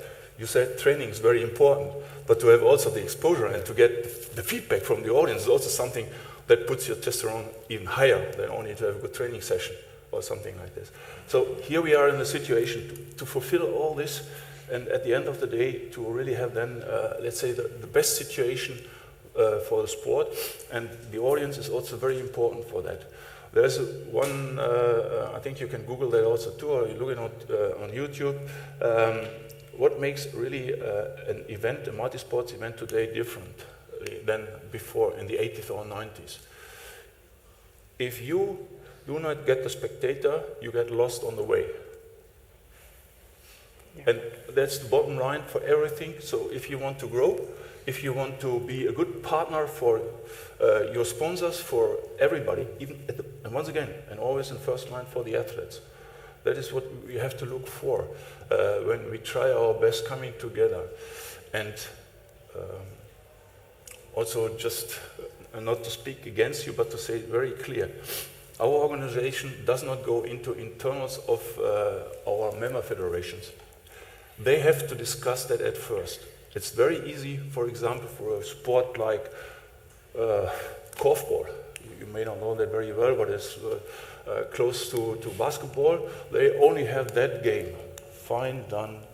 But in your federation, you have so many different disciplines. We're a multi-sport federation. So this, let's say, umbrella organization has at first to look into what is the best to promote our sport at all, and to bring it down for a multi-sports event with the correct disciplines that you got their traction on. I think they were doing that, to be just fair. To be a little bit more accurate, maybe I have been not very well understood, and I would like to apologize. I was saying that when we start this project, we know that 1% of the chance to be in the Olympics, it's a reality, and I share that with you.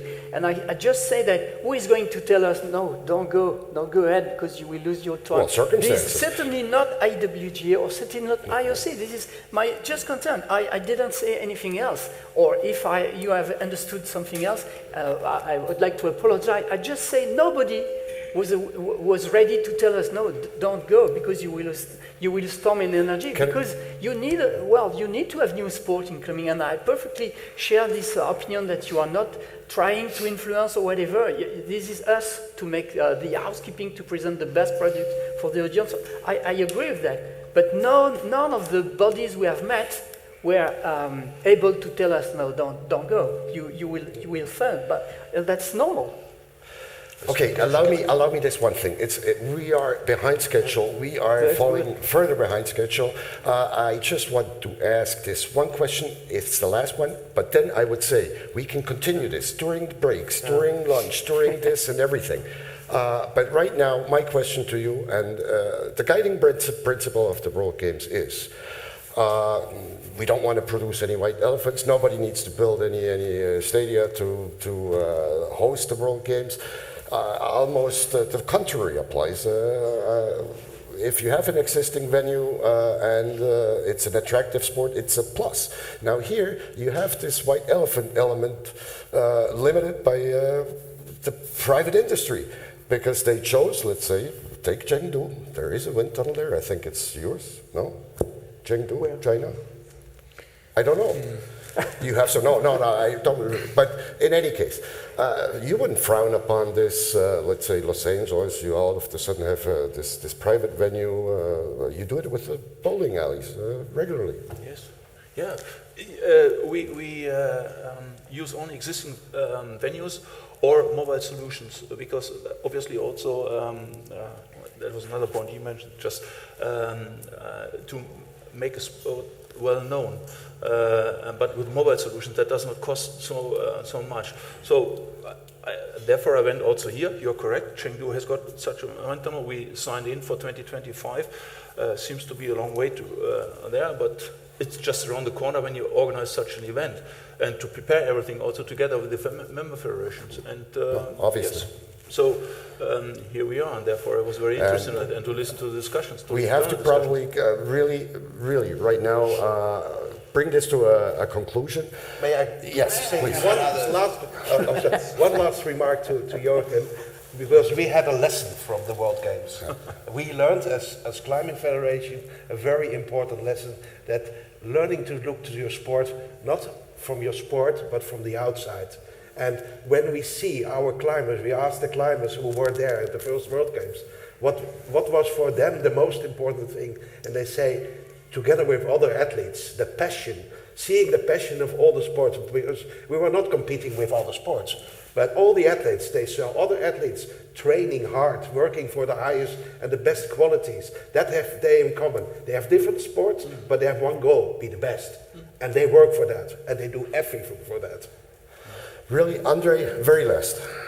First of all, I would like to have some clarification here on like the sport and the way we call it. Like I don't really understand the idea of separating indoor skydiving from skydiving, but I see where the confusion is coming from the name itself, because we called it skydiving.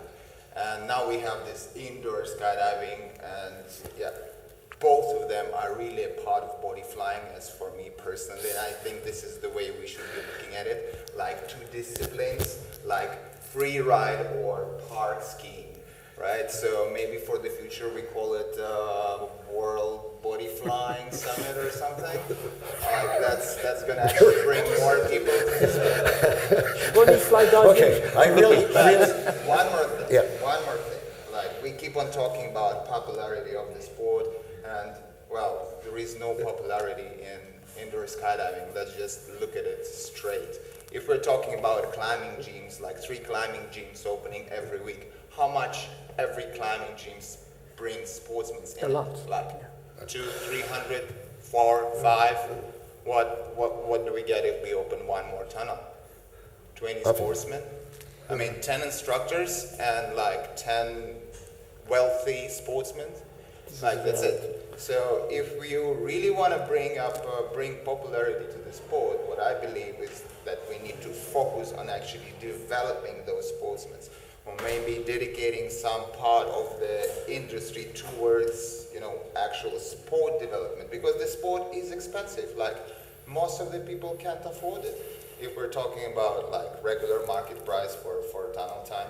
So I think it really needs to take some shift over here, and maybe besides having just manufacturers here or like other influencers, maybe you actually need to bring operators here who are charging this money, and so we can all sit down and figure out how we can boost the amount of people. So we have, 300 sportsmen in every tunnel that we open.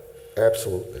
Absolutely. In conclusion, and I think what you just mentioned right now, this will lead into the topics of other sessions.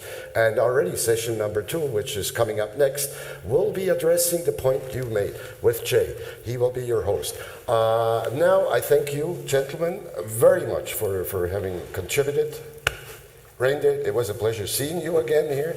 And now, please, the next panelists, come on up. We'll have to change the microphones because we can't afford more than the 6 we have. I would like to ask David, can you roll in the World Games video while we're doing this change, and then we move right into the session number 2.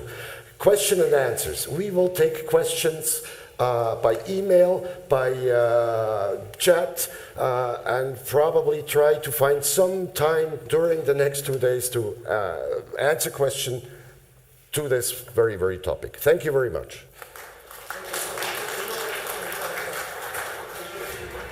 These are the World Games, last edition held in Wrocław in Poland.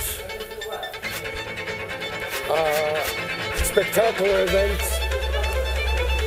Excellent work.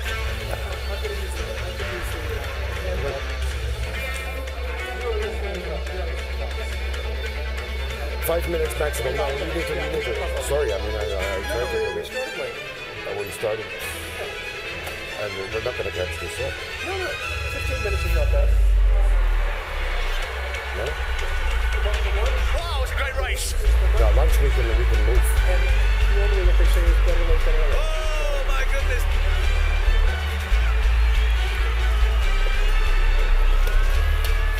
Absolutely magnificent.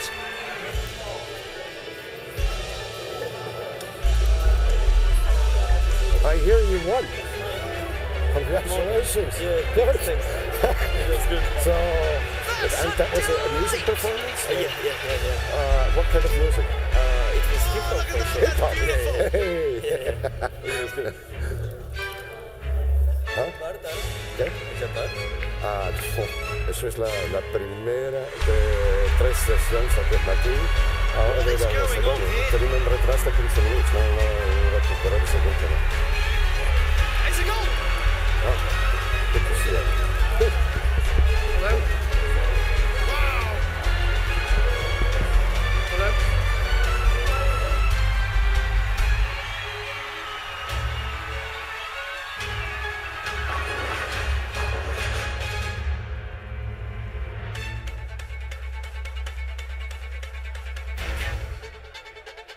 Just look at that.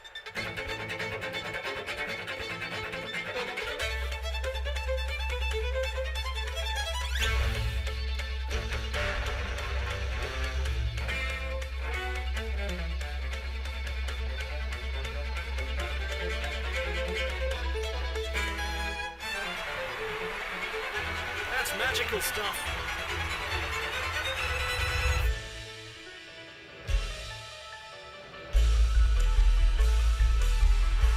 That is unbelievable.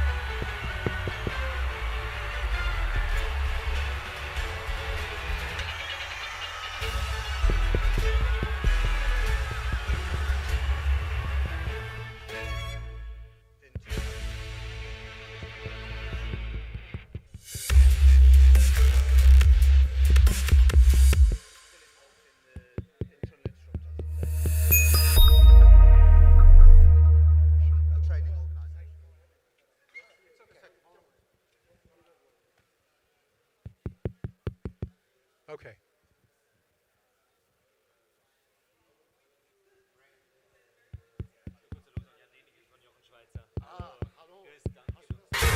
We people, marvelous, playful creatures.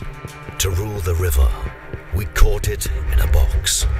To outrun time, we broke the ribbon of the main road. To overcome gravity, we rose above the clouds. And this time, we captured the sky and bring one piece to the ground. To hold the wind, to master gravity, to free your dreams. We are the life, we are the time, the passion, and the revolution. We are mad.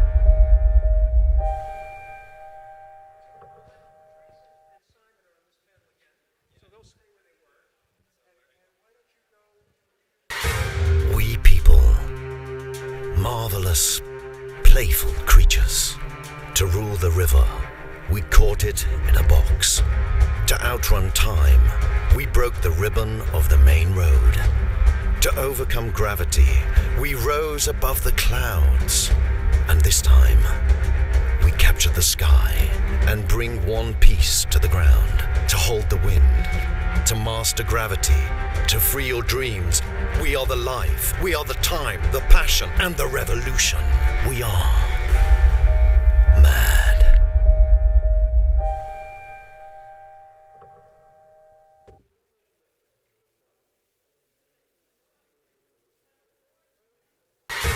We people, marvelous, playful creatures. To rule the river, we caught it in a box. To outrun time, we broke the ribbon of the main road. To overcome gravity, we rose above the clouds. And this time, we captured the sky and bring one piece to the ground. To hold the wind, to master gravity, to free your dreams. We are the life, we are the time, the passion, and the revolution. We are mad.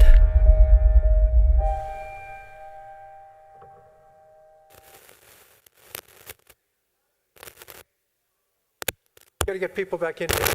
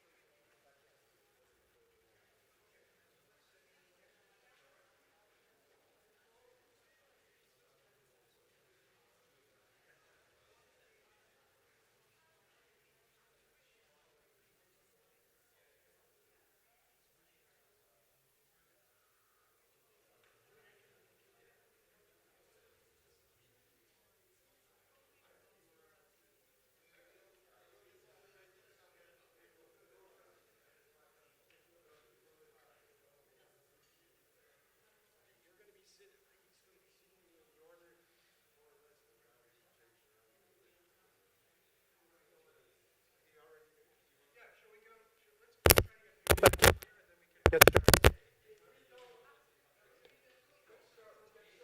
I had it on. Okay, I'll use the hand. That's not working.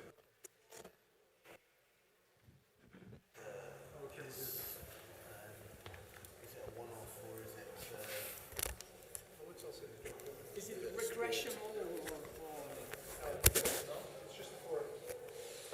is it an amusement park ride or more of a genuine sports venue? Can we convert people?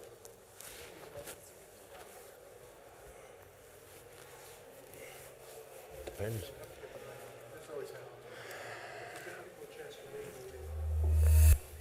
I wrote some notes. Was it that bright before? Yes, it just gets brighter.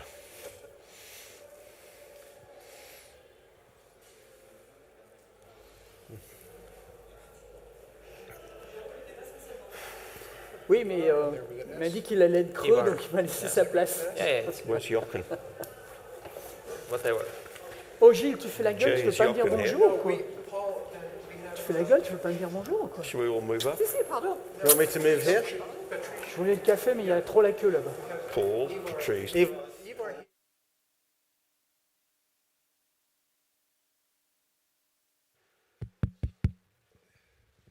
All right, we'll just give people another minute to get back in here. No?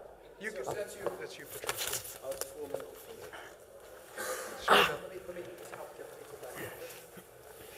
Good luck.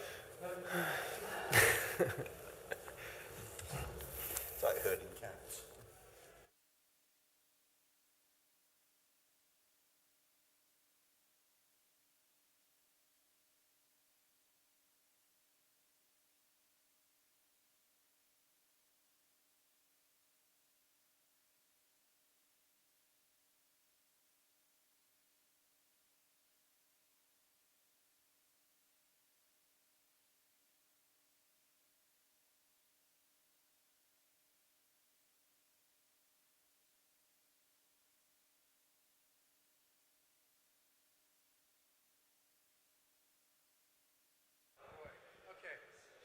All right. Yeah, please. Thank you.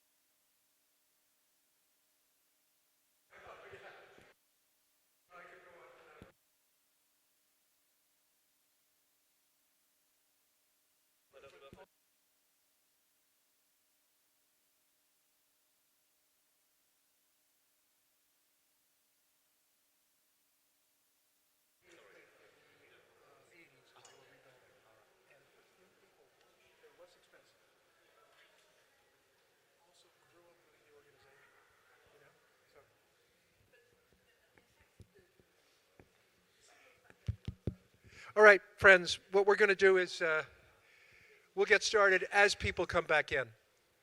And I'm not going to show the video yet, but I think what I would like to do is let's wait a little bit longer, because that way I can introduce you and we'll get some more people, except we are running quite late. What I was going to do with this session, I thought, is we've got a here called Sport Matters, but I think we're also, I would talk about it also as a bit the, let's call it the, right? It's difficult. That's right. What? Coffee? This is coffee break, so.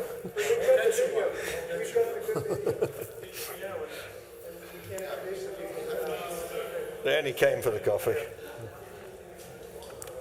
The biscuits. Biscuits? I was going to say, Biscuits. this I would call it as, it's a bit about the customer journey, you know, this idea of sport, but also how do you define your customer or your fan, and what are how important is sport? We talked about this a bit on the phone when we spoke. How important is sport in that connection with your? That's amazing. Your people that come to your, to your facility. And it's also how important is sport in terms of your. I guess it's also your ongoing communication with them. If you understand what I mean. I mean, is it sport or is it the experience of doing the indoor skydiving, right? Yeah. So, how often, do you understand what I mean? It's I understand. Differentiation between leisure activity and sport, that sort of thing, which is what this is about. It doesn't matter. I mean, that's the question, does it matter? If it's a sport or is it a leisure activity, or is it a sport? It doesn't matter.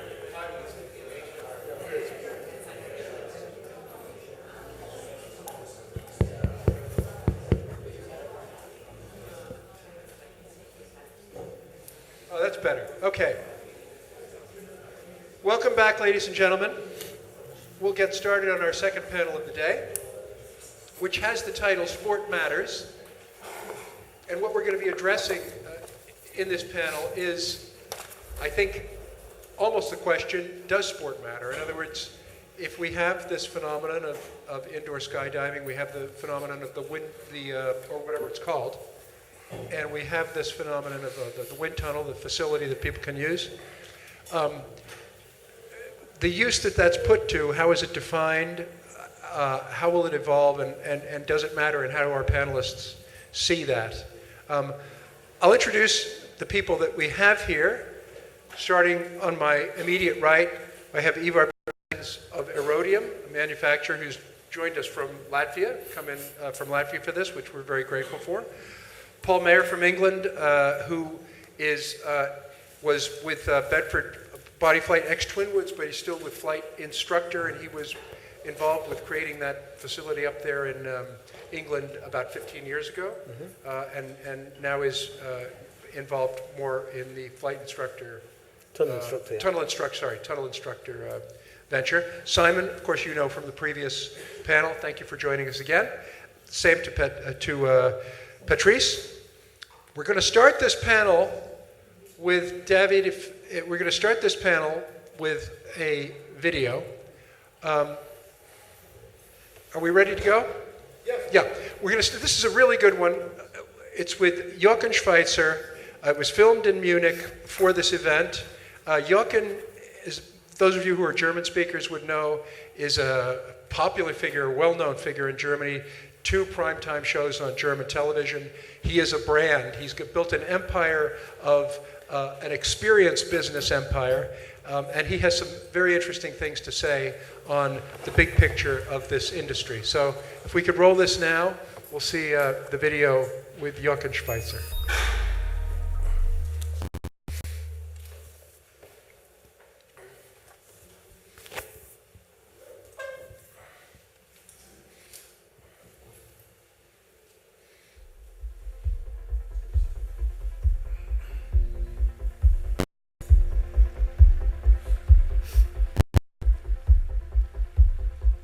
We are using both brands. For online marketing, for example, we definitely bid on indoor skydiving, but we are also using body flying. It doesn't really matter, to be honest, because you will find us whether brand you use. So if you search for body flying or if you search for indoor skydiving, you will find Jochen Schweitzer. I'm a skydiver myself, so indoor skydiving, that appeals to me. On the other hand, seeing body flying as a new sport, as a new activity, and not being connected to skydiving, and 90% of our customers who arrive here, they got no connection to skydiving yet, I would say yet, then it might make sense to call it body flying. Then, from the view of those customers seeking for experiences, and we are selling more than 1 million experiences per year, for those who come for the experience, then it's body flying. Experimental sites opened like in Eilat, Israel, or the one I've been flying long time ago in the 80s in the USA. We were all skydivers, and we thought, hey, that's great that you can fly stationary and get a lot of airtime. And then with the better tunnels being developed, we see it pretty much also as a training instrument for better and safer skydiving. This is the view from the skydiving side.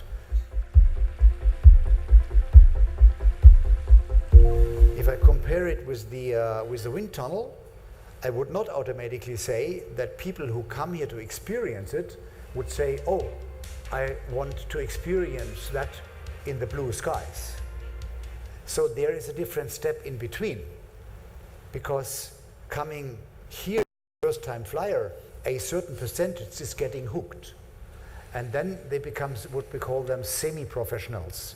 So they train, they learn how to fly, they experience flight movement, they experience their first choreographies. They might participate in their first indoor skydiving events, but for them it's body flying. It has nothing to do with skydiving. And from there, even a smaller percentage, they come to the conclusion, now I want to experience it once in the blue skies, and they will go for an AFF course, and then they will be very happy, certainly. But for me, it all started with skydiving. I would say that 95% of the people coming out of the tunnel, they got this happy smile in their faces, and that makes me happy. You see the marks from the goggles in their faces, and then you see the big smiles of the people, and that makes me totally happy. This is why I'm doing it, by the way. But for them to come back, they have to overcome the threshold of finance, because it's not a cheap experience. Indoor skydiving or body flying, from the view of our major clientele, it's body flying, not indoor skydiving. From their point of view, it's a rather expensive experience. For them to come back takes financial means, and there is natural limits to bring down the price, which is the cost of energy, the cost of stuff, and so on. At the end, it will lead to I would call it a very fine community of what I call semi-pro body flyers, because they are not coming from skydiving. And let me try to differentiate between indoor surfing, indoor climbing, and indoor skydiving. I always, as an experience marketer, come from the experience. This is why I call it body flying. Still, I call it indoor surfing. We didn't find a better brand so far. You could call it stationary wave riding, but that doesn't appeal to me really. It's not a cool brand. So indoor surfing and surfing itself is a soul sport and got a lot of spirit. Well, we just pick up on the most obvious thing that Jochen Schweitzer had to say there. Terminology, nomenclature. Does this matter to you? What you call it, because it is the brand that you're building ultimately for what it is that you are doing. But Simon, what is your view on that? Do you think it matters? Who cares a shit? Okay, doesn't matter. Of course it matters, but at the same time it doesn't matter. And I think Jochen almost hit it there. We get so wound up about whether we're body flying or indoor skydiving. Just call it names that people can associate with and just get into. And so far, that seems to just fall on indoor skydiving. So, we're not skydiving. Right. But, we'll take it. But does it help with the differentiation? Because you said before in the earlier panel that you saw the wind tunnel, as being something distinct from skydiving. I do, wouldn't but it help with the differentiation to call it something else? But body flying is such an awkward name. Yeah, it is. Yeah. And if you go into the Japanese, the way they name with syllables, body flying is sort of all soft syllables. And whereas indoor skydiving, people have got a vision in their mind, and it's just easy to go with. If we need to change it one day, but it's the path of least resistance. In other words, just call it indoor skydiving. But then that brings with it, we have on here Sport Matters as the name of this. It does imply that there is a sport element to what it is that you are doing. How important is that sport element? And also define what that means, sport element, to having the wind tunnel experience. In other words, does it mean rules? Is that what sport is, rules? To what it is that you do? Paul? I think it probably comes down to experience level as much as the actual sport itself. With simpler sports, you can pick up a table tennis bat and you can start to play almost straight away. With something like indoor skydiving, you've got to put a lot of time and money into developing skills before you could even start to think about being at a competition level. So converting an experienced flyer, somebody that comes along just for a go, into somebody that's actually got the skills to compete is a reasonably expensive and long journey, and one that they've got to be quite committed to do. So I think that's probably the hurdle. And what sort of time frame are we talking about? I mean, how long would you have to spend in a wind tunnel to become good enough to actually to do elementary level competition? I mean, if you used to look at a belly competition where you're doing formations, then somebody that's done 6 to 10 hours of tunnel time would be a competent belly flyer that can start to compete. But yeah, it takes people time to get to that point, and so also the connections and if you're going along to a venue that for an experience, actually associating with other people, having that club environment, that networking ability to bring you into a competition, it needs to be there as well. 6 to 10 hours, if I could, Patrice just jumped to, because we were talking about indoor and outdoor before, 6 to 10 hours in a wind tunnel. How long, in terms of outdoor skydiving, to get to 6 to 10 hours of experience, how long a process would that be? What do you mean exactly? Well, he said 6 to 10 hours in a wind tunnel. Well, it depends on what you are doing. If you are flat or if you want to fly in 3D, it depends also if you are just doing indoor or if you are doing both indoor or outdoor. It depends on all this matter. I cannot guarantee that I will give you a number of jumps, but I can tell you that some people are very, very, very good, and they are very successful. In 200 jumps, they can, as somebody told yesterday, I will explain that in another session, that in 200 jumps you can be a part of a team. In the indoor, if you are doing flat, you can be involved in competition depending on the level of the competition. If it's a small competition, then you can be a part, even if you make some mistake. If you're talking about the top, you need a lot. We share, I say we, because I came from outdoor, but outdoor and indoor, they share one thing. It's expensive. Whatever you want to do, it's expensive.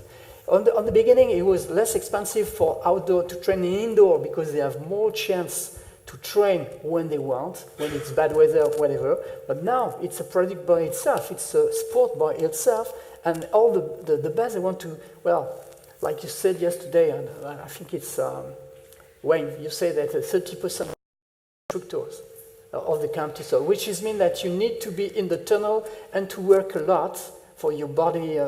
Your body fly, your body abilities, to grab and to be one of the best.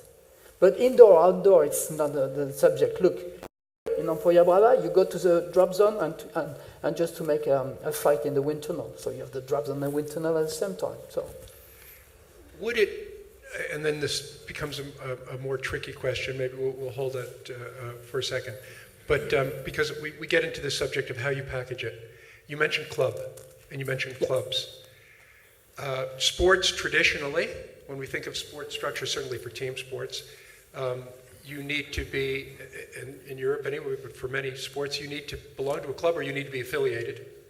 I think in France you probably need to be affiliated, not for indoor, but you would certainly for parachuting. Now, to make a competition, you need to be affiliated, but it doesn't prevent anybody to organize his own competition without the system. It's happened in a lot of sports. The trend today, the trend in sport, is to make, for example, biking, running, and a lot of things outside the scope. Exactly. And the struggle is how can we bring these people inside the system? So the question then becomes, clubs, I don't know what your experience was in England when you were doing it. Are there a lot of people that enjoy the indoor experience as parts of clubs, or is it more of a solo activity? I think if you take the journey of a child that's going to want to develop and train, you look at the kids that are in the competitions now. Actually, if they turn up at a venue like ours and want to have an experience, they do that, they have a great time. But how does that then develop into them coming back every week and really learning more to it than just having a bit of a fly with an instructor? So I think in order to make that happen, you have to have a supporting infrastructure for the people to be invited to. How do you encourage that? What is the best way to do that? Simon? I'd start slightly differently. Okay. Sport is the very reason for our existence. I passionately believe that without sport, we've just got a one and done adventure park. So for us to become a sustainable business, we have to become a sport. To create a sport, there's several ways in. You actually come in through the people who probably think they're doing a one and done or coming in for an experience. Nobody's going to go and learn indoor skydiving. Very, very few ever think that's going to be their path at the moment. Or they come in from the pro flyer area, which is through the skydiver route. So the skydivers are straight away buying bulk time.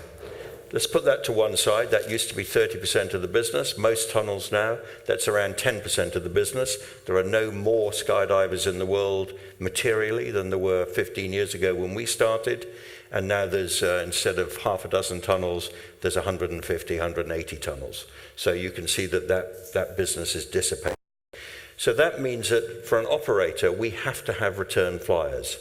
So if we have to have return flyers, we have to start getting smart. And we have to start thinking about it. And there's all kinds of barriers to entry. And one of those barriers, Andre started it, which is the cost of practice. Just to be able to come in and practice, that means that you then need to start with community. Community means that you've got to start building clubs. Clubs means that you do recreational things. Recreational things mean that you're going to have people coming to you, which means that has to be some element of competition and gamification. Gamification is really difficult to do if you're a skier on your first 2 glides down a very green slope. And that's what people are coming to do when they first come to the tunnel. So somehow we have to take that. Now we do that through 2 different ways. One of them is personal competition, which is your flight certificate, which is how much did I achieve. We give them 10 things to try to do, and you can tick off 4 or 5, and they're almost irrelevant. The first one is I went to class. That's a tick, but it's moments of celebration. So what we're trying to do is give people moments of celebration. We're trying to get people hooked so they come back. When they come back, then we can start the clubs, the kids clubs, the regular flight clubs, and then they become recreational flyers. And then they will start to join the pro flyers in competitions. And the thing that we have done so badly as a tunnel industry, I believe, is grassroots competition. And the mere fact, I said The mere fact that the national championships in America last week, 38% of the contestants were instructors and 33% were our employees. You're never going to sustain a sport if you don't open it up. So cost of practice. Sorry, I had a big ramble there, but No, that's there's a whole bunch of things that and we you've need opened to up a lot of really and then good format questions. becomes interesting. Exactly. So if we're going to go and say that, you know, we'll aspire to 3D or belly flying with 6 hours, we're never going to crack it. So we've invented things called flight lights, which are gamification again, which you can do after about 8-10 minutes in the tunnel at a very basic level. And that's what we have to do as an industry, is create more of that stuff. In other words, you've got to create your sport. We do. Right? Which is an exciting thing. And that's what indoor climbing did as well. Yeah, and which was before when we saw that, which if you go to a climbing center, at least my experience of going to climbing centers a few years ago, before they were Olympic, 7-10 years ago, I didn't see any of that. You saw people on climbing walls and you saw people bouldering. Simple as that. So Jay, question for you. You went to the Wind Games at the weekend. Had you got a clue what was going on? Well, do you mean what did you know? The competitions? Did you know who was winning and how and why? But when you went and saw the indoor climbing, but that's easier to follow, obviously. Of course, it's easier to follow. That's my point. Yeah, exactly. We have to make it easy to follow. What affect you is when you hear this conversation about the future of whether it's a sport or not, how does that affect your thinking about where you want to go with your business? I will give you a different story, because my personal journey in this business started from experience of body flying, actually, and I was not skydiver originally, so I did the first 5 years tunnel racing, and then we kind of created the tunnel competitions and the ways for people to grow and achieve something, like, you know, to achieve some level, to get some silver badges, golden badges for something, for some particular achievement. So it kind of worked. But what I mentioned, the biggest problem for this industry is the price of the practice, and then it slows everything down big way, But again, what I want to say, you know, there is much more problems than this, Like you mentioned about the competition yesterday. You know, when you go in, visibility, you cannot access to this tunnel, see what's happening. The glass is reflecting, so you don't see clearly what's going on in. You don't understand the rules. So these things, I think, are even major things, major problems for that sport. And my company has been involved in this show business, and I think we have to take lessons from the best in show business. And we used to work with Disney, and we was not able to bring in this kind of approach, to bring the wind tunnel in Disneyland. It was not simply possible, because I said, glass? No, how the people will see it, It's not possible to see. So the first thing we done, we got rid of the glass. But we still have to run 15 shows every day, so it has to be very rigid technology, fail-proof technology, and safe, So there was a lot of challenges to get to the point that it's visible, it's repeatable, and it's eye-catching, And when you have all these components in place, then you can start thinking about something pleasure to see, And you saw these climbing guys. It was fun to see, But there is not fun yet in the tunnel here. I think that's a major problem today. Patrice. Yeah, one point also, I'm talking on behalf of Federation who is handling that, but the cost, it's also a matter of which kind of product we develop. On our perspective of developing our sports, which is on our duty, we prefer to develop sports team rather than solo, because it's easy. If you're in the tunnel where you can put four people working together, flat or in 3D, you cut the cost by 4. And if you have a big tunnel, then where you put 8 person, flat or in 3D, then you cut by 8, and so on. So it's easier for us to go in this direction, but we also we are afraid not to jeopardize the other aspect of the sport, which is a solo with incredible, because those people, I'm not coming from indoor, but those people are doing an incredible thing with their body. This is a mature sport with, they touch the sky even if they are indoor. In terms of control body, they hit the wall, it could be very dangerous, and they are perfectly using all that. But at the same time, how can we bridge this gap? There is a recreational. How can we do that? In my opinion, we have to go in the direction of team, because the team will share the cost. If the owner they make an effort, and you have plenty of person doing that, then the club system, which in my country gets subsidies to promote and all that, if you include the youth also, it's going to be better to try to find a solution. It doesn't mean that it's going to be the best product, because the other topics, is it understandable? I agree. Sometimes you don't really understand. I don't really understand the difficulty in climbing, and the climber is not going to understand what is a good or wrong wing, or wrong grip, sorry. The visibility, is it media friendly, and so on. The other topics, it's another story. To start from somewhere, I think that by sharing the time of the flight is better than to be only one person flying. I think from the competition point of view, we've been a little bit disadvantaged by the fact that we've actually come from skydiving as an industry. You know, this all started because skydivers wanted to go indoors. Actually, if you looked at it fresh and said, how can we go from this new thing, you wouldn't actually come up with 4 ways of competition, for example, as a progression, because it's prohibitive. You've got to get 4 people, they've all got to have good commitment levels and good skill levels, and then there's the competition.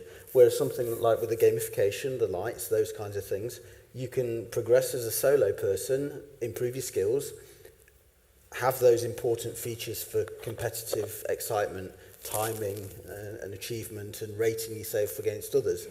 That could then progress onto something and evolve more into team stuff, which is great. But up until recently, actually, as an industry, we've not really had those progressional steps for the first person. So it was really a case of how do you get from being 0 to in a highly skilled team, and there was no way to bridge that gap. I mean, you can see that down the line. You could imagine a situation where you have teams, where you have a sport that's exciting and fun to watch. You could have part of the cost offset by brands, maybe that want to get in to support the teams, to have real competition. A very attractive visually thing. But I get the impression that it's getting from 0, it's getting people from 0 to 100, as if 100 is where you have to be to create good, sustainable competition. That seems to be. But I also think format-wise, those individual things have a lot more scope than probably some of the other stuff does. You know, if you look at 4 ways of competition for the skydivers, it's a great competition. They like it, they enjoy it. For somebody that's not aware of what's going on, not seen it before, it actually probably looks a little bit repetitive and probably not too stimulating. Then you look at something like dynamic flying, it's more visually appealing, and it's like, wow, there's a lot of flying going on. But then when it comes to actually trying to work out who's winning and how it's scored and whatever's going on there, even for someone like myself that's been in the industry a long time, I'm looking at it going, I've got no idea whether that was the right move or the wrong move, because you've got to be so detailed and complex. So looking for different format options, I think, is definitely a way to help that progression from 0 to competitive, but then also to make it more appealing for the spectator audience. You know, watching the speed climbers go up the wall is exciting. You can see who got there first. I've got a winner, onto the next battle, and you don't really have that at the moment, which is where I think the opportunity is. Is it just a question of coming up with being imaginative, or how much thought have you given this in your organization, Simon? I mean, is this something you think about? Like, what would be a good sport competition? Yes, we do, and right now we're in the middle of a complete rethink. I would say. I think it's fair to say. You know, I'm definitely pushing much more of the grassroots competition. I want the weekly competitions. You know, you look at every sport. They're played on soccer fields or rugby pitches or whatever, and in villages and small towns all over the world. You know, small courts, basketball, you know, gyms in villages or whatever. That's where all these sports come from. And so for us, we have to do much more of that, and that's where the club nights are so important, with an element of competition, even if it's just at the end of the night. And that moments of celebration, who was talking about the badges, and you know, we do a wing system and badges and things. So it's all about that. And the great thing is we get people young. And when we started this industry, we weren't thinking like that. All of the people who were competing were much older because they were the skydivers. And so they had already got, you know, they were all over 18 anyway, and they'd all got a bunch of jumps, and they were all seeing this as their future. And a lot of the tunnels that are built were built by skydivers. They weren't built by business people or people looking to put them in really attractive places to general population. We've got a lot of tunnels in a lot of obscure places, and that's because that's where skydivers were, or that's where skydivers' homes were. So there's a lot of that. And the other big thing that I think we have to develop, which every other sport has done, and indoor climbing will be doing really well at the moment, is developing heroes. And I follow a drone racing league, not because I'm particularly interested in watching it, but I'm interested to see how they develop that sport. The same with robot wars or battle bots. And what they've done is they've taken some really nerdy people, like computer geeks almost, and they've started creating the backstory, and they've started, and that's where, you know, talking to Hagen about the World Games and the way that they do that is the human interest story. We forget to do that. We don't do that very well. And until we create heroes that people on the street can identify with, then it's really hard. I want to go do that. I want to emulate that. And so we're a long way from the tipping point, and that's all the work that we need to do. It's a big struggle. Yeah, I want to add to this point something from my experience.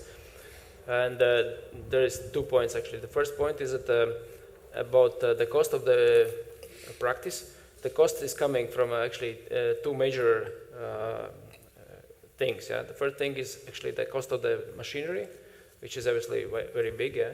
And the second thing is the cost of instructors, because the staff is a second major expense.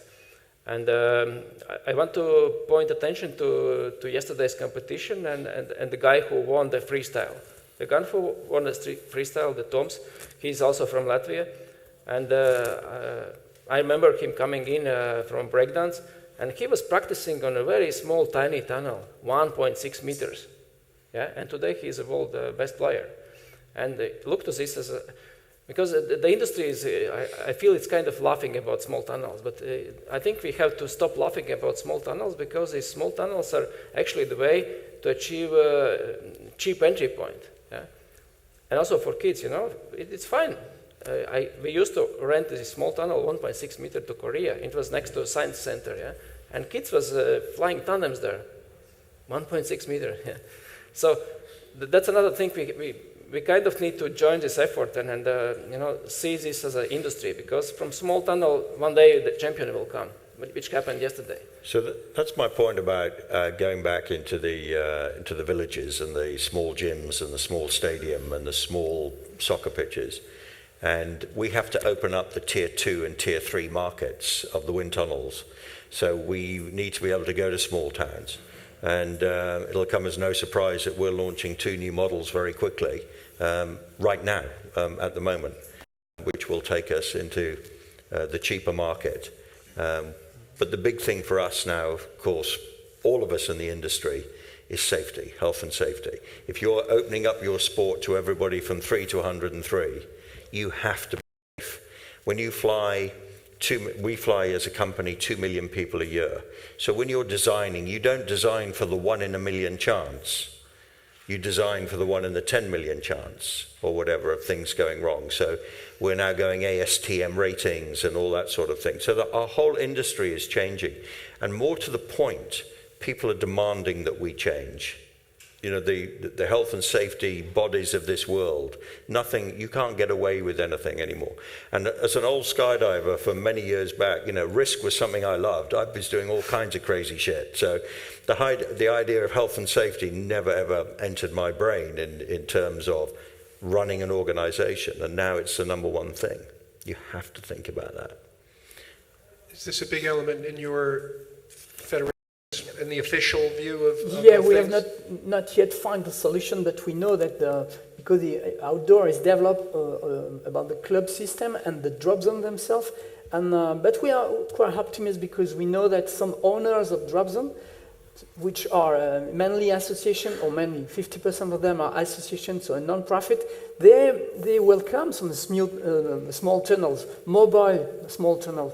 In some drop zone, it's possible to share that for recreational when the weather is not good, also with the link of the next matter, number 3, regarding the instructor and all that, which is another tool to create the entity around the club itself, which a club could develop both outdoor and indoor. It's also one of the aim. And we know that if we are going to be successful if we have a pure indoor or bodyfly, whatever you call, a pure club for that.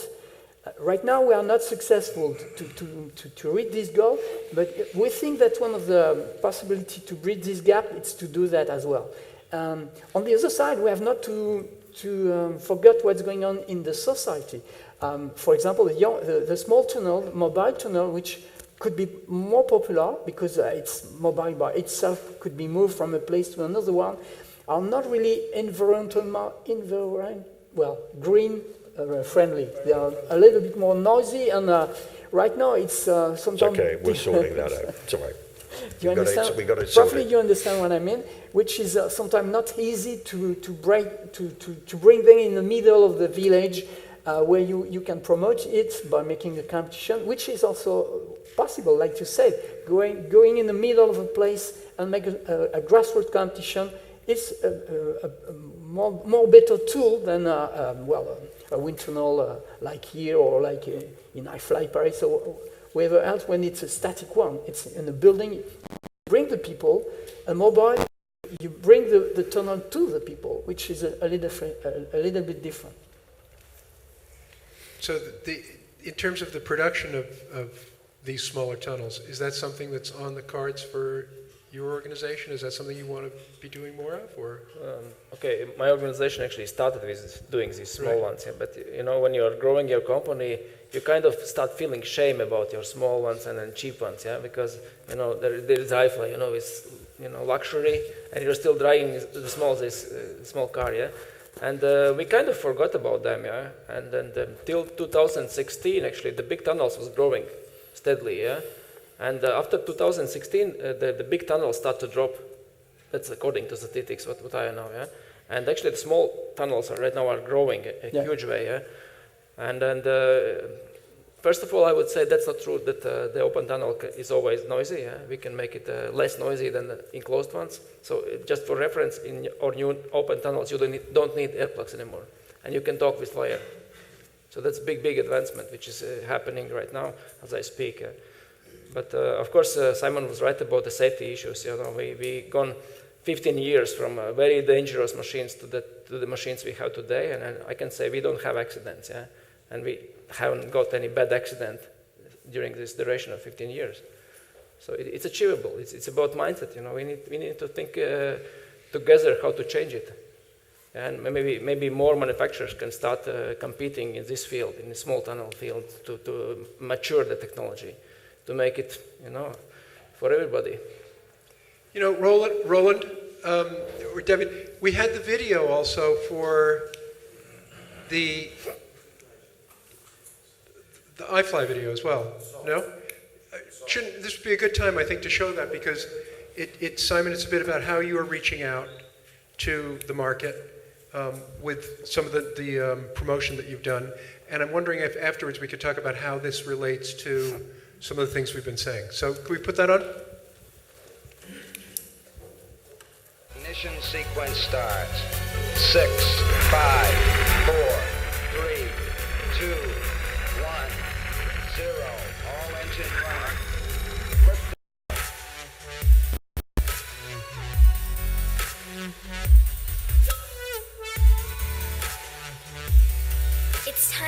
rise above the ordinary. Choose to fly. I fly. So, they're very attractive, I mean, obviously, and done at with a high level of polish. The message there, the choose to fly, that's an initial give it a go message. Is that correct? And that's basically to get people to try it. Not necessarily. It's quite weird watching that video, actually, because that's actually the reason that I'm the CEO. Because the last CEO came in and did all that.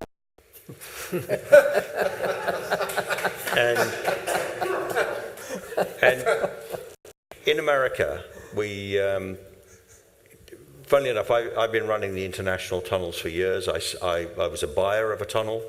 I raised the money for a tunnel. So I've done every part of the tunnel industry. I've sold my tunnels, I've sold private tunnels, I've sold public tunnels. And in America, we got to the stage where we were getting big, and in 2016, we built 20 tunnels in a year. And the founder, Alan, who I was then a partner with, I was the very small partner of the business, he said he was going to be out in 2018. And so we'd brought a new chief exec in who'd come from actually Weight Watchers. And he was a big company chief exec, and his whole thing was all about heat up the brand and about the return flyer. And he totally forgot where we came from. And you saw that first imagery of those people walking in. If ever there was a politically correct piece of imagery, that was it. We had all race, all color, all religion, able-bodied, disabled, the whole lot. It was just all too perfect. And we lost, as you said, it was very high-end and glossy, but there was no eye contact. We'd lost that whole thing. And our same-store sales, which is, the tunnels that have been operating for more than a year, and you look at their revenue each year was going down and down.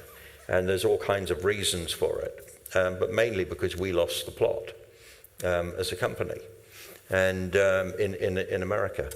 And I don't connect overly well with that. I think it's great, and I think there's some lovely imagery about it, as you say, and you do need that aspirational part of the imagery as well. But at the same time, that's getting away from grassroots, and I want to take it to grassroots. So what is a grassroots message? I mean, for any of you, what would be something where you think, that's where I want to pitch it? What kind of message is that? What kind of story is that? Competition and community. So competition, whether it's with myself or with Paul or anybody else, and community. And it's quite difficult to run community inside a tunnel compared to a drop zone. On a drop zone, you can spend, hours and hours between jumps, drinking tea, cold weather. It's a fantastic embedded community. As I was saying, I don't know, in a good week you might have done 100 jumps, did you, in a training camp with 2 rigs and not much community? But he'd have turned up, before breakfast on Monday morning, he can do 100 jumps in a tunnel. And that's the difference. So it's really hard to keep that community. You don't have that thing. So building community is important. Yeah, it's like the golf club. If you're playing 18 holes, I mean, it takes a lot of time it's a whole to chat. day. Yeah, there's a lot. Yeah, exactly. It's just not a problem about our community. It's a social problem everywhere. When I was saying that it fits the millennial wishes, which after the works they can make flight. When you fly, after that you go to go back home to take care about your children, if you have children, to take care about your family. Those who are really in a hurry, always in a hurry, may have satisfaction by doing body fly or indoor skydiving. If you go outside, then you must be prepared to be patient. There is a school of patience, where you have time to socialize, you have time to meet all together, to have a beer or else, and to spend time, and probably to miss the time to go back home, which is it's another society. And those skydivers who have built wind tunnel and those who run a wind tunnel like a drop zone are very few. But because their customers are not used with that. But this is one of the areas where you were talking before about where there is an possible cross-section, intersection between the indoor and the outdoor is in this community space. And it's a really interesting one.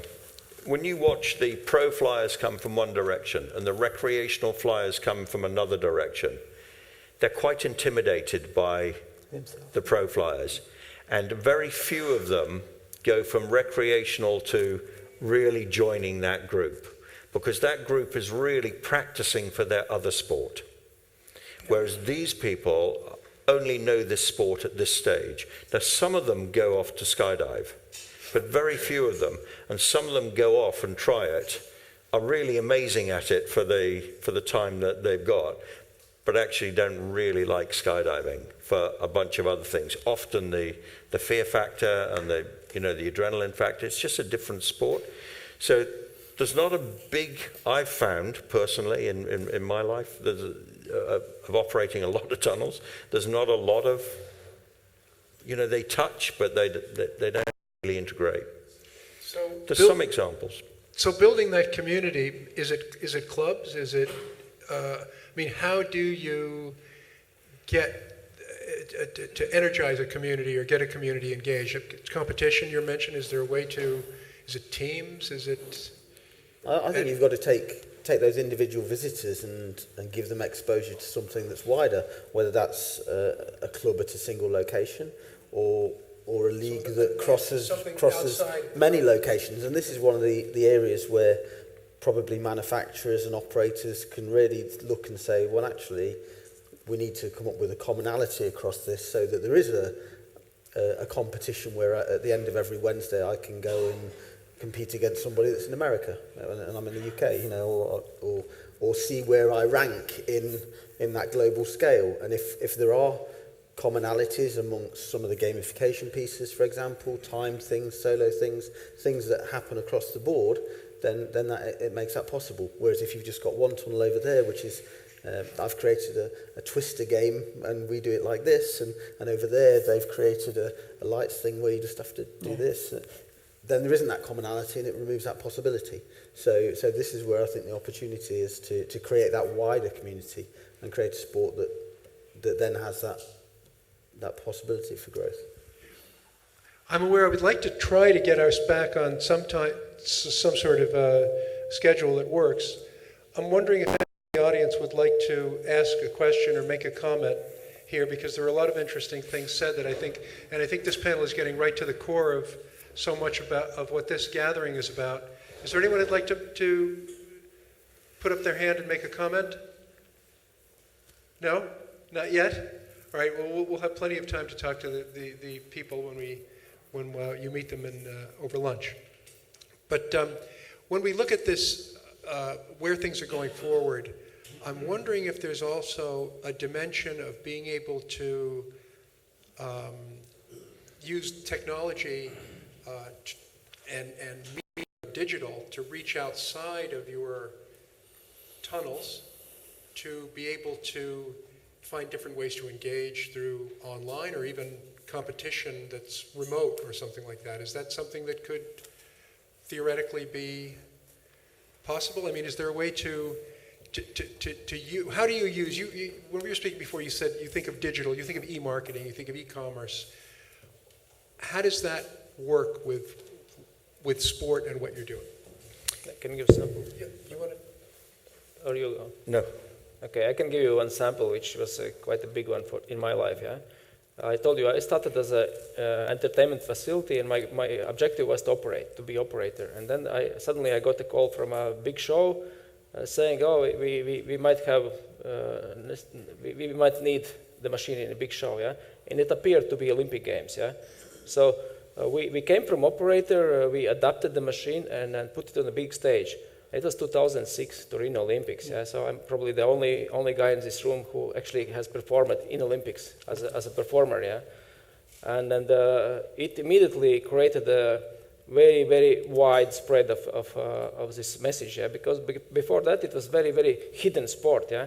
Mm-hmm. And don't take me wrong, I don't think this sport is popular right now, yeah. It's very niche sport at the moment, yeah? That's right. Yeah, so it's not comparable to soccer, for example, yeah? So, and I think if we go to public and with a big event, what my company does, yeah? In the movies or things like that, it gets a lot of exposure. And that's the Olympics alone gave 500 million views, just one show. And I remember the previous owner of iFly was calling me after the Olympics. You're the guy who made my business so great, yeah? Because all of manufacturers, all of us will benefit from this exposure, yeah? And which happened after the Olympics. So we can do it again and again, you know? And there was a partnership, in effect, with the Torino Olympics. I mean, between your sport. It was not sport. No, but but I mean, it was the sport. It was indoor wind tunnel, but it was a spectacle. It was a spectacle, right? Yeah. Where I'm heading, I'm not heading to the sport, yeah, because every sport starts with some desire to do something, right? Mm-hmm. So if you see something amazing, wow, the guys are flying finally, yeah, that's amazing. I want to be part of that, yeah. And this is how you get this, contact with the sport as it is, to get inspiration, to be willing to be. Our challenge at the moment is that most of our publicity is coming out of spectacles, and Ivar started the first big one with the Torino Games. We were on America's Got Talent, which was huge. There's the one that went from the Wind Games a couple of years ago, I think got, someone said at the time, 20 million hits, maybe 100 million hits now. But it's still, somebody's looking at it not for the sport, but they're looking at it for the spectacle. And, you go onto TikTok, and, most videos on TikTok have got 5 million hits or whatever. So it's not difficult to get lots of social media. It's getting sustained contact with communities that matters. And so there's a development that has to go on, I think, certainly in bringing this competition through maybe some kind of apps or applications that then go social and things like that. So technology that sounded a bit half-assed, so I really didn't know what I was talking about. And that's because that technology really needs to be developed. Yeah, and we're in a startup, a world of startups now. So it's probably the potential to explore ways of... There's various apps and things around there, but we haven't built something compelling yet. How about the idea of, because you mentioned the Olympics, but it was a spectacle, but how about the idea of partnering with completely different sports as a way for them to maybe expand what it is that they do for their partners or whatever, whether it's football or basketball or whatever, where it might be some kind of a join up that you could do that would, have you ever had conversations, or is there any interest on their part? Or? Yeah, we do. I think there's 3 different ways into sport, and the first one is through things like X Games, World Air Games, things like that, which is more about the adrenaline side of the sport. The one that we always talk about is Olympic glory, and we all want, everybody would like to go into the Olympics, and these aren't mutually exclusive, by the way. And the third way is to go do what MMA, WWE have done, where you go and own your own sport. And that, I think, is potentially the most lucrative for us. And I don't mean lucrative financially, I mean lucrative in actually turning our sport on, where we have to go out and start turning on an interesting spectacle, which is sporting and is competitive and does have results, but it can be partly demonstration, where we can also get our media rights and get ourselves onto some kind of TV channel, where we start getting into really professional hosts of shows. So you have, the main host and commentators and specialist subject people. At the moment, we're doing it all in-house. And it sounds as though we're in-house, talking to ourselves. And most of the social media we're doing is amongst ourselves. And what we have to do is pull in the social media of everybody else. So they spread the word for us. It's no good us just posting social media to ourselves again. This summit, I've no doubt, will be really well known amongst the community. But actually, we need to get it out of the community. That's what we need to do. It's interesting you mentioned UFC because, you know, this morning when I made some comments, but then I got carried away with the Super Bowl and so on, I originally had written something about UFC. Because UFC is a really interesting model, but you mentioned something very interesting, which is creating the sport. Creating the sport. When UFC started, and Roland will remember, the guys who started early UFC, even before they had the brand, had this fantastic idea: we're going to put two guys in a cage, and they're going to, there won't be any rules, and they'll beat each other's brains out, and the last guy standing wins. And they said, isn't that a great idea? And then they went and talked to broadcasters, and people said, well, you can't do that. I mean, you know, you have to have a sport, and you have to have rules, and you have to have something real, and you have to have safety considerations, and you have to have medical commission.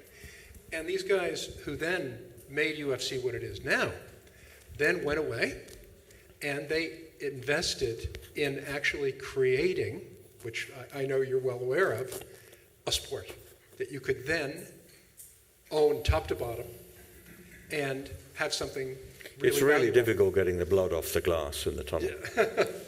Yeah. No, that would be a good one. We have thought about staging fights in the tunnel. Why not? But the principle is of owning the governance of a sport is highly attractive. It's very, very attractive, and it's just, you know, having that. The fighting one actually is the fighting was the easy one, isn't it? You just put two guys in there, and it's the put them in really sumo primal. suits if you It's want. very simple, but it's not as simple as the guys who originally had the idea thought it was. Well, they, right? had There's a lot they more were to it. hitting each other with chairs, and that's what UFC did. They brought all these disparate operators together, and we are a bunch of disparate operators, and you know, both as manufacturers and as operators, and that's why this summit. I think I speak for a lot of people here. Who here knows what the objective of this summit is? Put your hand up if you do. So one person put their hand up. And that to me is actually a good thing, that it doesn't have to have an objective. The objective is that all these people, without knowing why they're coming here, came here because we would like to see this industry go somewhere. That to me is important. That's good, and I'm very pleased to hear that. Something else that you mentioned there when you're talking about disparate organizations. You know, UFC was created by different participants or people who practice different sports. You had the karate guy, you had the Thai boxing guy, you had the jiu-jitsu guy, you had the boxing, and they came in to compete against each other on the basis of who was better. Ultimately, out of that grew MMA, which is now a recognized sport in France, if I'm not mistaken, right? Didn't they just get recognized? Well, in few weeks. Not quite. In few weeks. Yeah. Right. I've also heard some people say they're a little bit disappointed that, you know, you don't have the fun of seeing if the karate guy can beat the judo guy, you know, as much anymore, because it's become more homogenized. You put the finger in an area which you need to understand how it works, how the sports are managed in France compared to the other country. This is why there is a control on that. This is why we spend time before going in the direction, just because we know also where MMA came from. I mean, you are very gentle with MMA, but on the beginning, this started from the dark side where people they were fighting with no rules, with no condition, with no safety, and well, the promotion of that was, well, if we catch this guy and make them all together under the rules, then we can create something.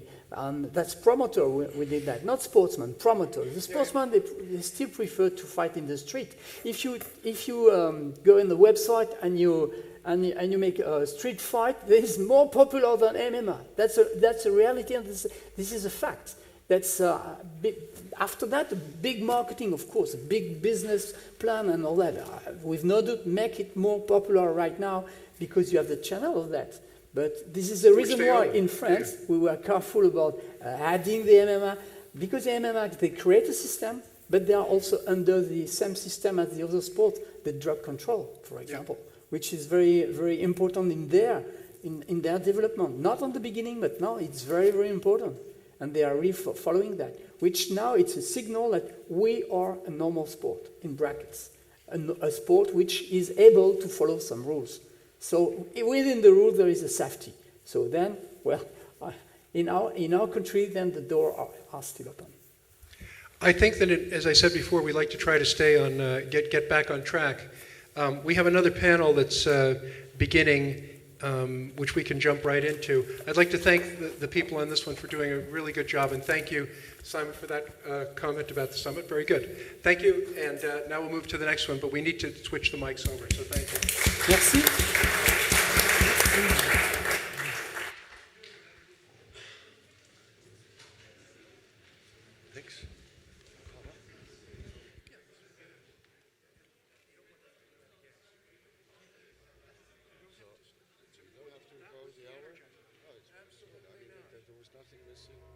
Can I ask you, for this afternoon, we're supposed to... Thank you.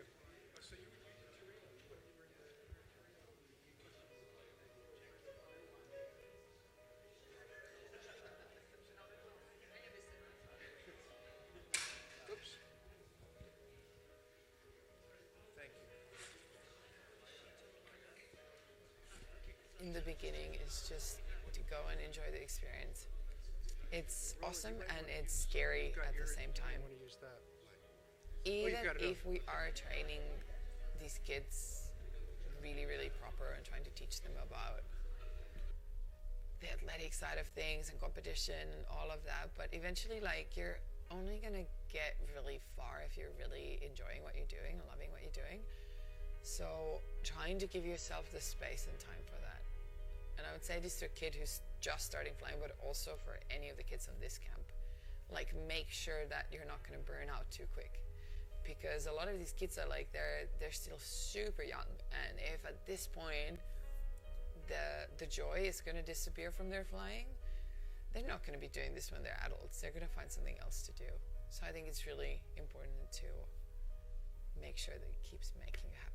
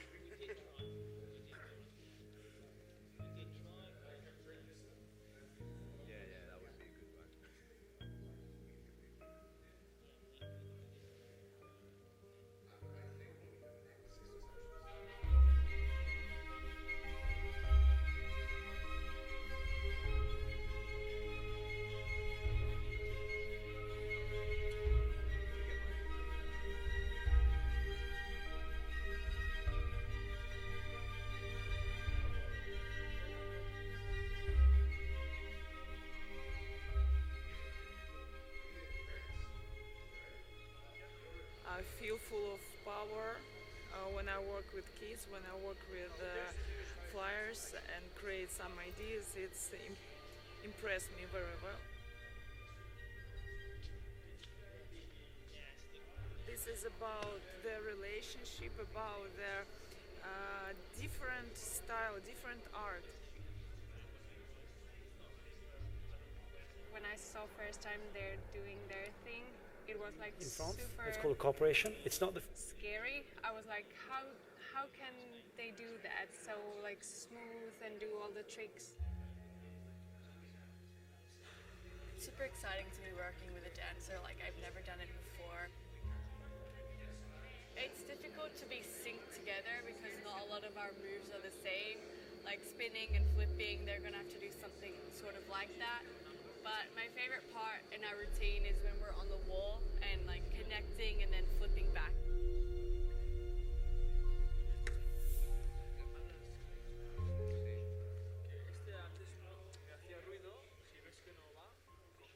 In this space, we can fly, we can do trick, we can move, do it fast and do it smooth. When you learn new position, you fight with wind. Just fly, it's very easy. Yes, but I mean, to be in the top of flying, this is hard. Because if you want to be in the top of flying, you need to work a lot.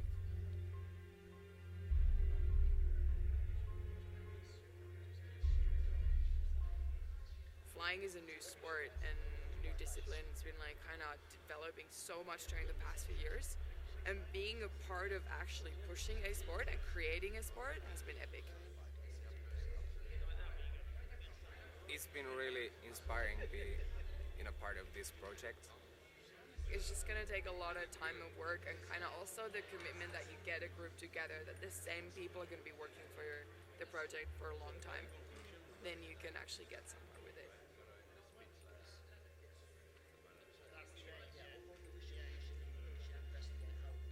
Sokkal nehezebb egy táncosan dolgozni, mint egy olyan ember, aki bent van velem a szélcsoportban. Mert teljesen máshogy tudunk mozogni, és teljesen máshogy is mozgunk.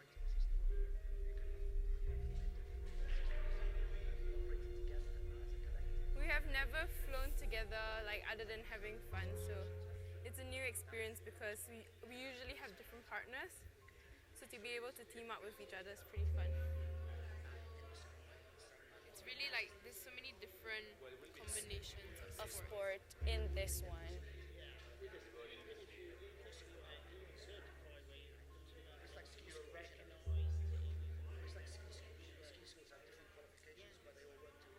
The young generation of flyers are so talented, and it's so cool to see them as such a good group of friends.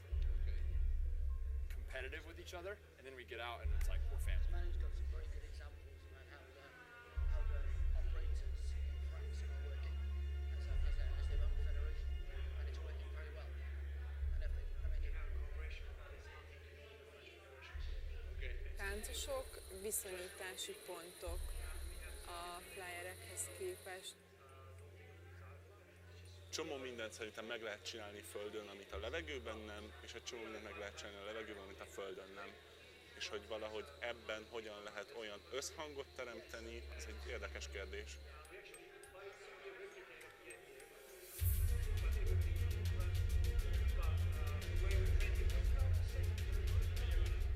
Technikailag egy nagyon komoly kihívással állunk szemben. Egy nagy plexihenger foglalja el a tér közepét, mert két oldalán fehér vásznak vannak kifeszítve, amire nagy fényerejű vetítés kerül. De most azt hiszem, hogy sikerült ezt megugranunk, és vissza tudjuk adni azt a látványt, amit egy néző átél, hogyha egy ilyen showra beül.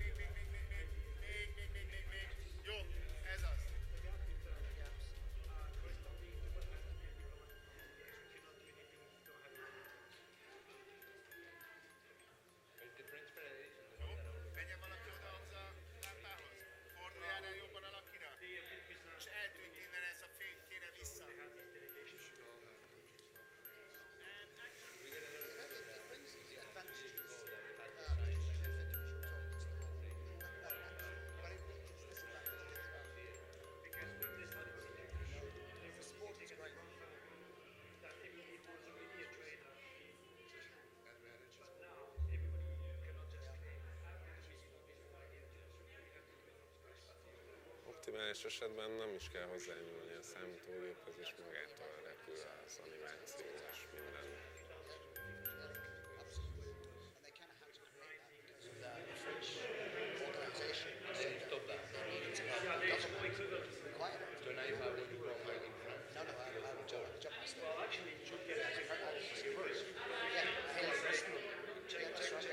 But not a pilot, I was a parachutist. I'm a skydiving instructor, you know. Parachute instructor in the Air Force. Yeah. Yeah, right.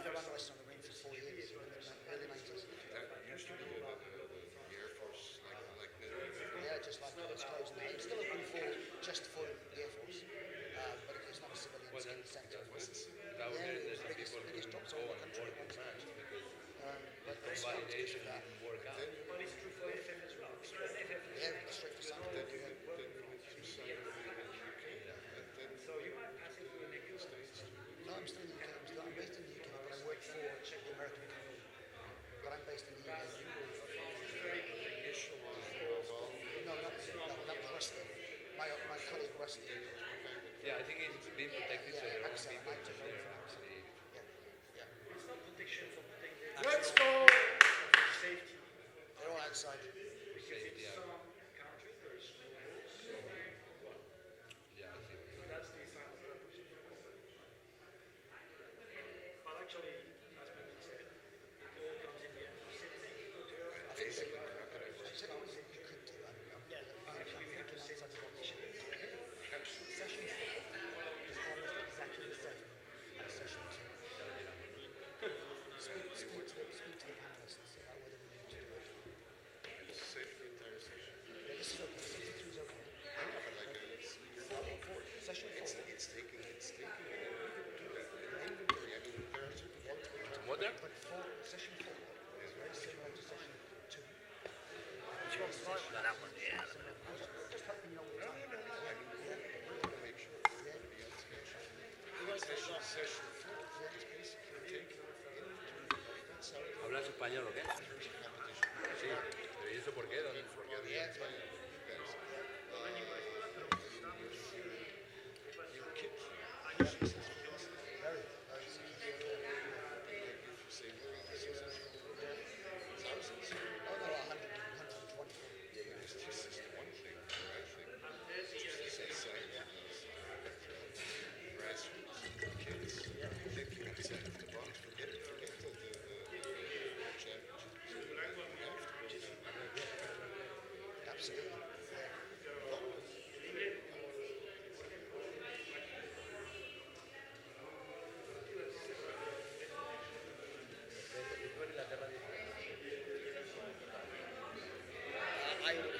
I don't physically do it. But I do auditing stuff. We write the curriculums and that's the next stage for us. We get to that police stage. And we're about to introduce something for that. But it's really hard. It's really hard. You've seen it.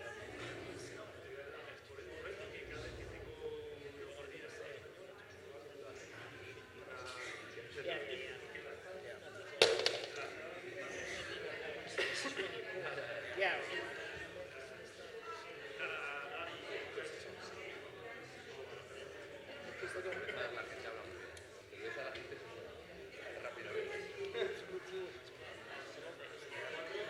It is, but the scale side of it makes it difficult. The numbers that we're dealing with now, over 1,000. Active. 600 inactive.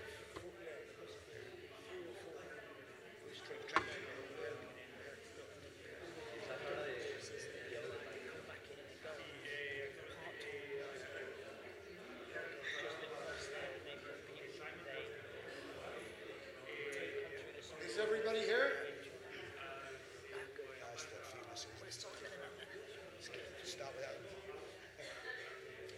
All right, we're going to get started here. Because Jay caught up a little bit, I'm going to make sure we're going to catch up all the way. Ivars, I need to set the record straight. You said, I'm the only one who ever jumped in an Olympic context. There are two in here who've done the same thing. Rob, you tell them. We jumped in 1988 in the Summer Olympic Games, and there is a noticeable difference. You have a huge audience in the Winter Games, but you have probably about 10 times the audience in the Summer Games. I watched it. It was stunning. I liked it very much, really, and I think you're on the right track as well. So we got that record sorted out, and now we're gentlemen. Can I ask you to pretty much very briefly present yourself? Let's start with Wayne. My name is Wayne Loxton, and I'm the director of the International Body Flight Association, and that's the training and standards organization for iFly. Brendan? So I am Brendan O'Rafferty, and I'm Director of Safety and Training for Tunnel Instructor. I'm Alberto Fuertes. I'm one of the founders of Tunnel Instructor.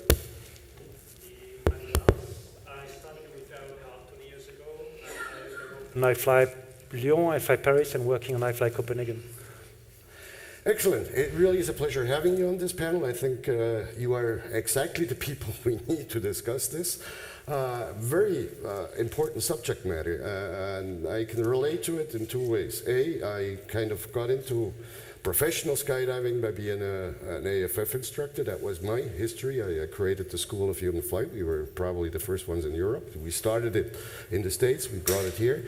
So I like that, and I always consider, where does sport start? Does it start with the competition, or does it start a little bit lower, the grassroots, the training? It's my opinion, it starts lower, below the competition, at the level of teaching basics, of creating a syllabus, how to progress, and of producing safe and skilled students. And I know that from skydiving, and I also worked as a ski instructor in Switzerland, not professionally, well, I had the title, but worked a little bit, and really, I think you cannot overestimate the importance of training. Would you agree with that? Yeah, absolutely. And in fact, Reinhardt and Andre both said earlier on that indoor brings safety to skydiving, but trust me, that indoor needs safety. And that's very, very important. And in fact, Simon mentioned it earlier, that the company's #1 priority is 0 serious injury to customers and, crucially, staff. So that's our #1 priority, is to make it as safe as we possibly can. That brings its own challenges.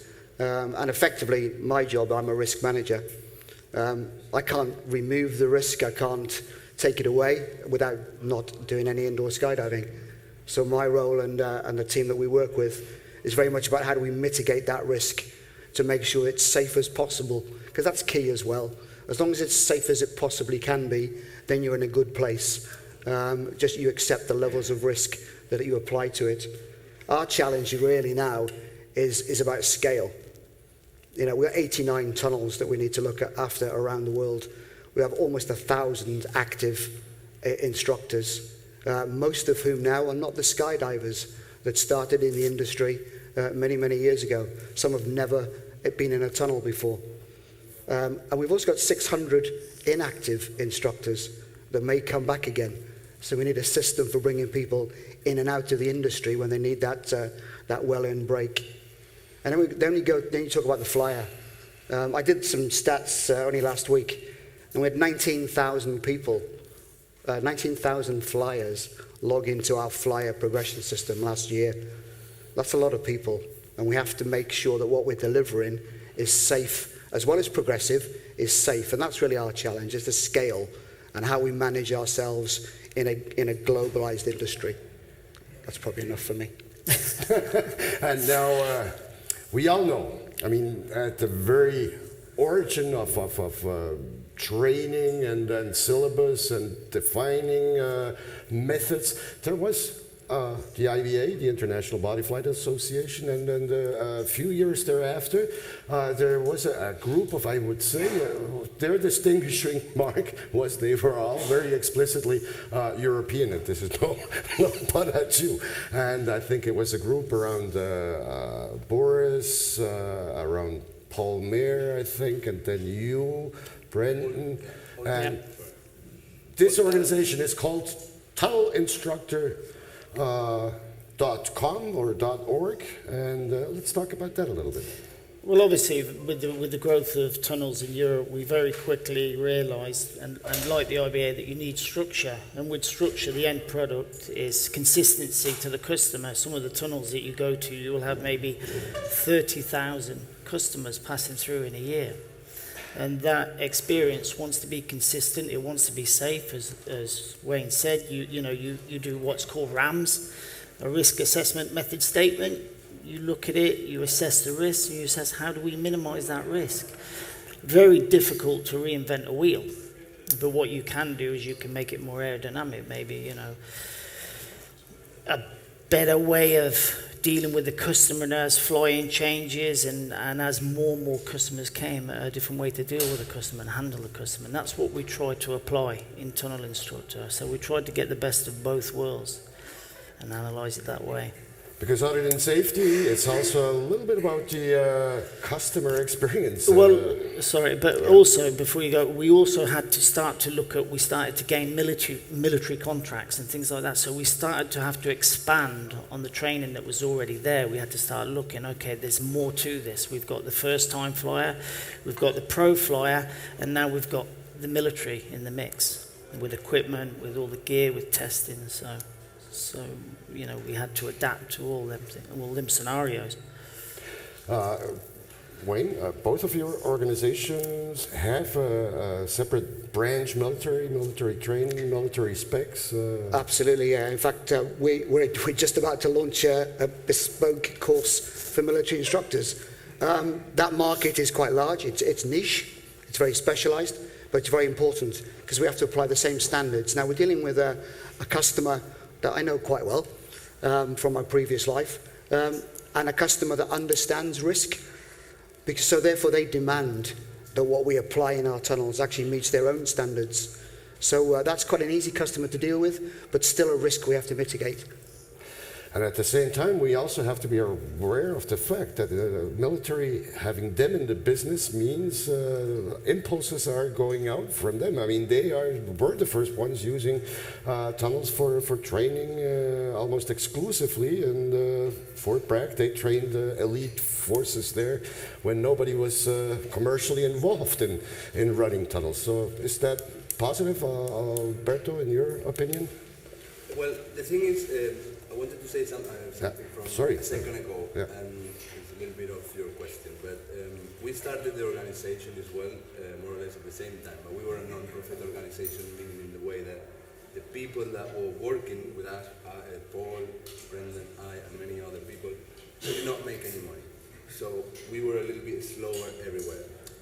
Why I'm so excited about this coming here today and putting all these people on the same table is that I think we should try, because I think we tried in the past, are very vague because each company or had different goals, is to put us together because there is so much knowledge. Okay, they have, I'm not going to go into numbers, we have slightly less talent under our organization.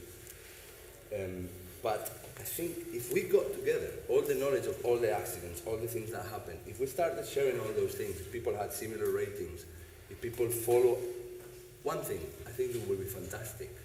So, sorry if I just changed the direction. No apology needed, because actually what you're saying here, and Simon, you were asking what's expected to happen here. Maybe 6 months ago, I think. It's a free chair.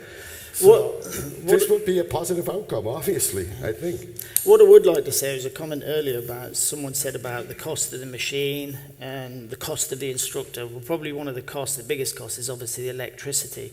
But if you get the customer that comes to you and buys this experience, the cost that you invest into that instructor, well, it's minimal. It's 0.0001% of what you put into the experience that you want to pass on, and also to get that customer or that client to return fly.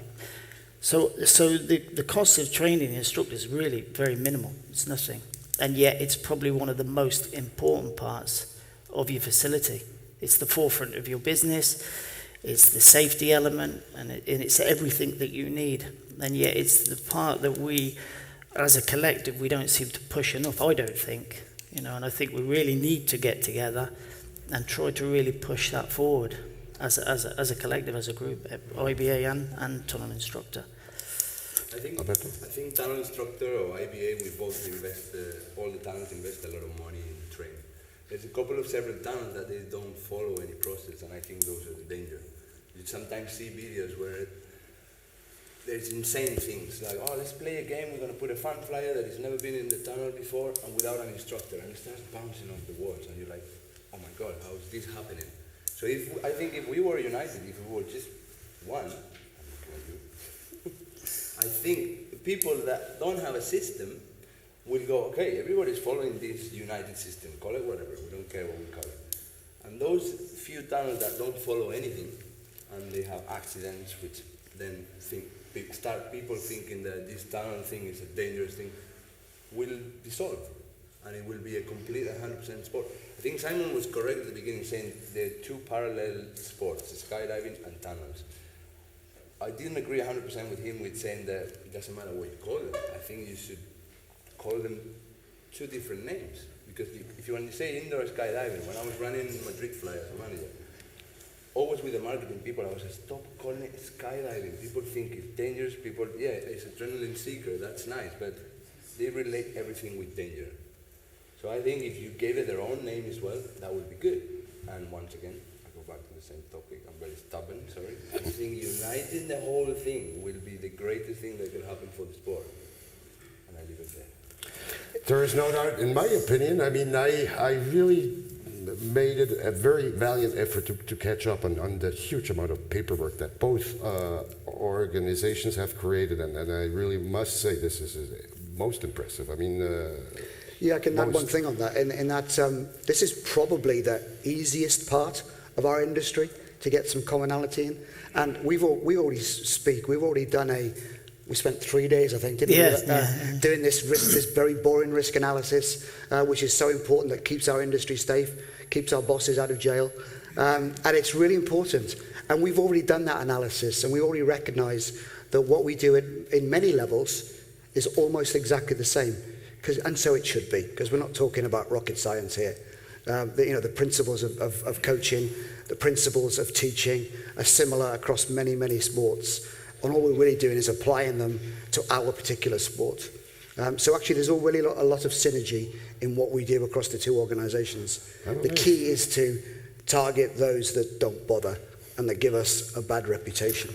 Give me an idea, or operators that don't adhere to any type of, how many are there out there? Many? Operators that don't follow any system? Yeah. I would say it's probably about 5 to 10%.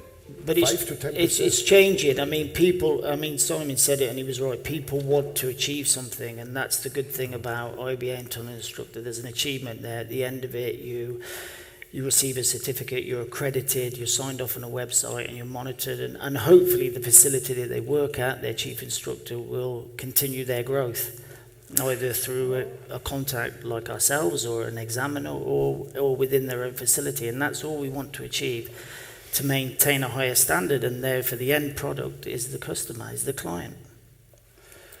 So, from what I hear, are the two things that I'd like to comment. One is we hear the instructor is about several jobs, actually. We're talking about safety and we're talking about sport development. And I will actually kind of split it in 3 times. An instructor has kind of 3 missions to me. One is ensuring safety of the practice. That's number 1 for sure. Then it's about the discovery part of taking first flyers to discover the element and get the autonomy. And the third one is about developing skills. And I think both organizations have organized a path to that. But there are different aspects of the job. And actually, when we operate, there are some tunnels where it's only about getting first-timers. And as here, I think the common target is about developing the industry. And it goes through developing the sport. And as you were commenting, Roland, it's not about competition. Competition is kind of final stage.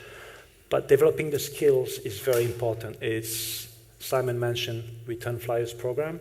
It's very important.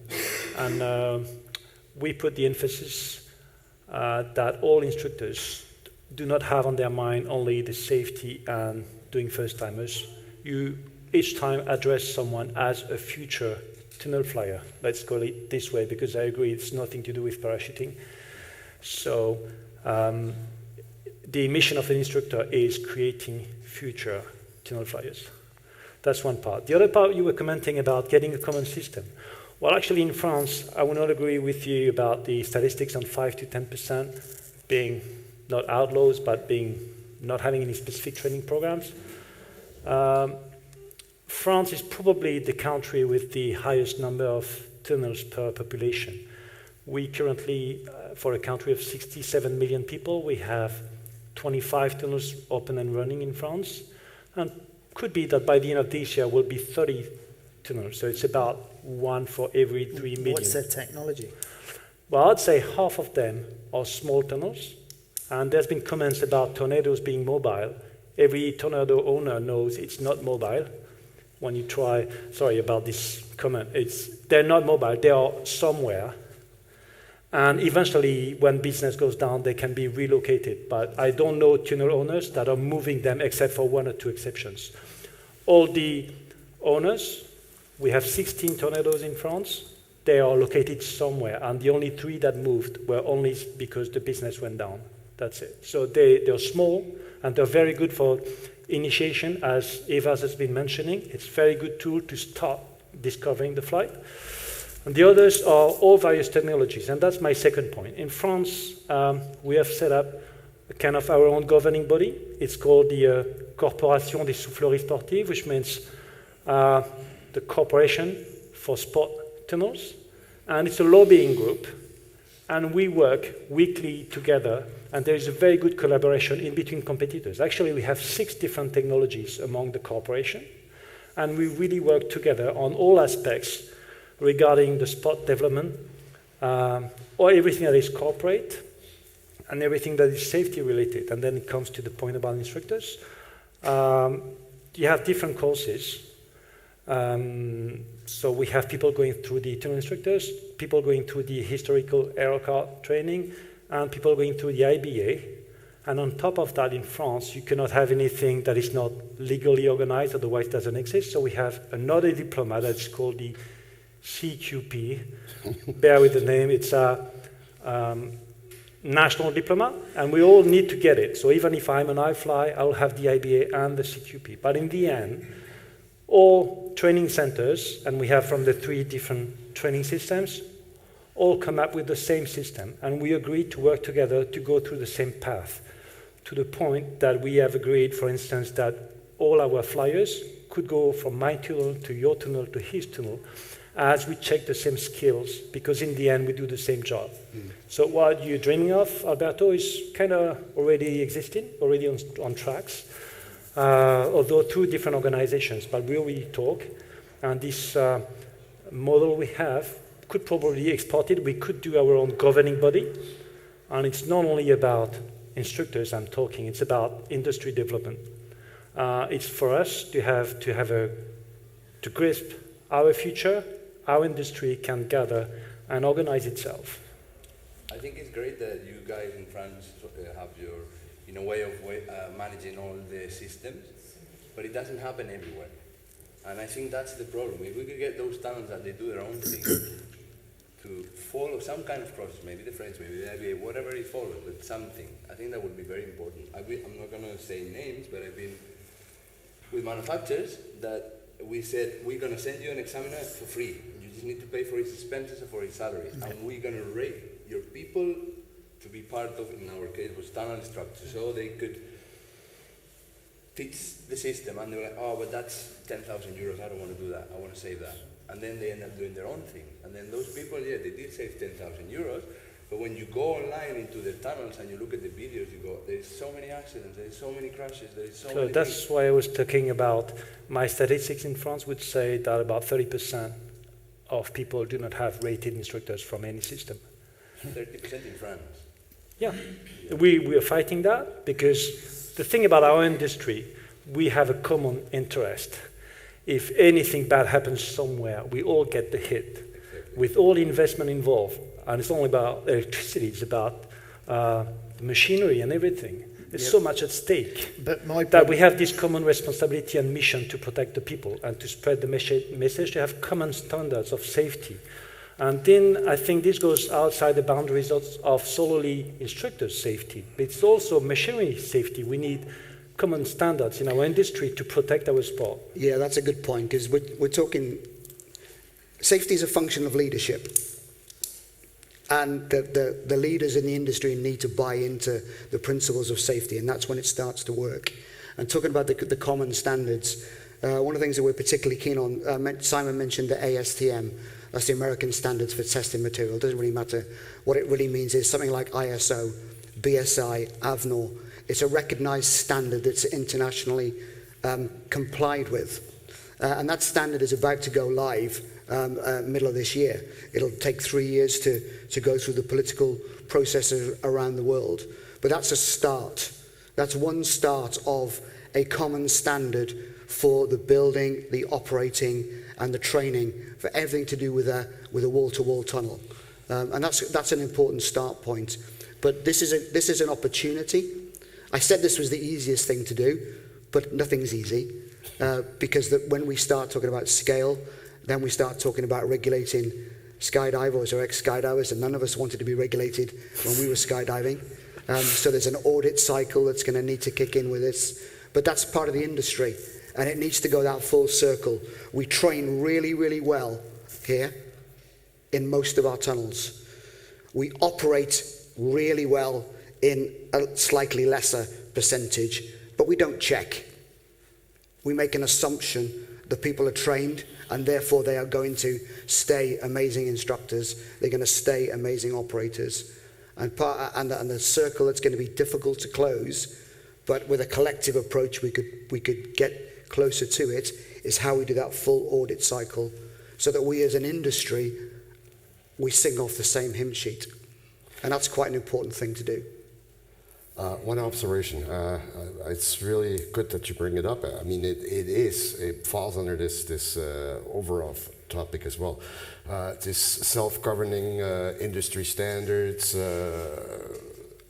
This got published about 2 months ago. Yep. I caught up with it because I kind of have a Google alert or something like that. I read it and I said, whoa, that's interesting. And I sent it, I think we have 10 different manufacturers here. I sent it to each and every one of them, expecting to get some type of a feedback, because obviously it is an initiative of iFly, of yours, but it could possibly impact all the different countries, all the different, I mean, this American standard organization is very much in many industries. It's cutting the mustard. I mean, if you have a court case in Sweden and there's an American standard that applies, probably a Swedish court could take up. I think that's the problem, and you've hit the nail on the head there. Over here, we have no consequence. The only consequence we have is a poor experience to the customer. True. In the States or stateside, big lawsuits, big issues, you've got to be on it all the time. You've got to make sure that guys are following processes, that their training records are up to date, and that's all on top of. You come over to Europe and you try to say, listen, guys, implement this, better experience for the customer, safer, they're going to repeat fly because it's not what they thought it was going to be because the name indoor skydiving, as Alberto said, no, it's good, it was a great experience, I had this, they flew me high, and it was all, and I felt safe and everything was good. If the guys aren't trained as well as they should be or following any process and they have a problem, well, that consequence is just, it was a bad experience and nothing more. Once that starts to change, then you will see facilities trying to say, okay, we need to implement some proper training processes. And that's obviously what we want to do. And we're trying to push that, but it is very difficult to get facilities to say, okay, come over and train, because like Alberto said, they don't want to pay any money, which is, like I said, a drop in the ocean to what they've paid, considering that the person that the customer meets is the instructor, and the person that carries them all the way through that experience is the instructor. Exactly. And I don't understand that. I've never been able to get my head around this fact. So bear with me to expand the topic again from instructors to wider safety. It happened actually that there was in Europe a bad accident and it was considered that the head protection was not good enough. And then there was a process to try and set a new standard for a normative system for helmets. And actually, France, a norming system has been working on that. And it was created a new norm that's called the XPS 72600. And I think this norm is now going to Europe and now will be applied in all countries. Except for the UK. Yay! So it has an impact where you have a common legal system. And it could be, that's the first example. And when you're talking about costs, well, we in France had the cost of needing to change all helmets, but actually for the better. And the industry was supportive because we had some helmet manufacturers that already changed their process just to fit the new European market. So this may happen through some wider bodies. You mentioned the ACF system. I'm talking about the normative system that happened with the helmets. It will eventually come in time for the machinery and eventually for was the that for a diplomats. pro flyer? Was that a pro flyer that was injured with the helmet? Yeah. And that's the other thing that I want to come on to, because generally with a pro flyers have the ability, because of their awareness is different in the tunnel, to say, you know, look, that's getting a bit fast for me, or turn it down, or I want to get out. And that's why we like to focus primarily on the first timer. The first timer doesn't have that ability. Generally, once they're in there, they're like a rabbit in the headlights. They're all over the place. And then it's down to the handling of the instructor and how good his ability is and how well he's been trained to understand and recognize and keep that person safe. Once you start getting into the pro flyer, then the parameters change and things change slightly with the instructing side of it. So it's a little bit different for us. But the grassroots of it, I think the most important start, the foundations of the house, is ensuring that the instructor is well prepared for the first timer, because that's where it starts. And then from there, his training will progress anyway, So I hear as that. his experience progresses. I hear that, but when coming about pro flyers, I would just go back to we as an industry, we could work together for instructors, but not only for that, it's also for sharing our flyers, because they don't belong to us. Yeah. They are this global community, and they go to all tunnels, and actually there is no boundary. They're just part of the global community. And we need to have systems where we can assess that what has been approved somewhere doesn't need to be so strongly checked either, if it's by a system we all abide by. If we all agree that's safe, then I can agree to get somebody that was in Madrid fly going to Copenhagen and just let him do what he's been approved to do. That's really important, Manu, as well, because we have an opportunity to lead that discussion rather than to react to the issues that are out there. And if we work together, then we can start sharing. Again, I'll go back to old boring risk management, okay? The most valuable lesson you ever learn is the near miss, because a near miss is also a near hit. It's something that could have happened but didn't happen.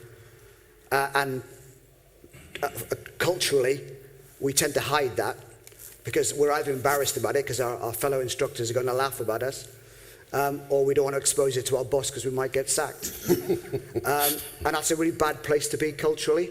A really good place to be culturally is to share everything that happens inside the tunnel, and share it with your mates over a cup of coffee and say, do you know what, I almost messed up. Nothing actually happened. But if that same incident happens again, and it will, and the consequences are far more dramatic, then that's a lesson that hasn't been learned. I think that's something that the FAA installed, for instance, the American Aviation Federation, and that's how they drastically improved the safety. It is a very good practice to always recognize when you failed and share it. And actually, we at RFI have a policy, and you know that. Internal policy. It is a professional mistake not to report a failure. If you report a failure, you will not be blamed. We will work from that. If I discover you screwed, and I didn't know of it, then you didn't help the community become safer. And that's a very serious mistake for a professional instructor. So I agree that sharing failures is about the best we can do, and then we should extend it from your circle, my circle, his circle, to make it a wider circle and all to be a benefit to all. I think you both hit the with sharing all the things that happen. And some people in some towns, they try to hide what happened. You said that more or less 30% of the towns don't have a system. It's been changing, maybe 15, but it's not 5. It is not neglectable, that's my point. If it's 30, you're making my worry even bigger. Yeah. So, It's not neglectable. So, but the thing is, I'm trying to remember, like, I don't know how many years it was, 15, 20 years ago, Brendan and I, we were at Body Flight, and we were learning all these ways by hurting people. I've heard so many instructors in my life, like faces cut, arms broken, everything. So if we can get all those towns that don't follow anything to already start up with whatever system, we have a system, we have a book, you follow it. If you can at least start from here, the accidents are going to be so much less because you're already starting from something, from somewhere. But all these towns that they don't want to follow anything, I'm just thinking that they're starting that process that we had 20 years ago when there was nothing out there. There was no information anywhere. There was not so many YouTube videos like there is nowadays.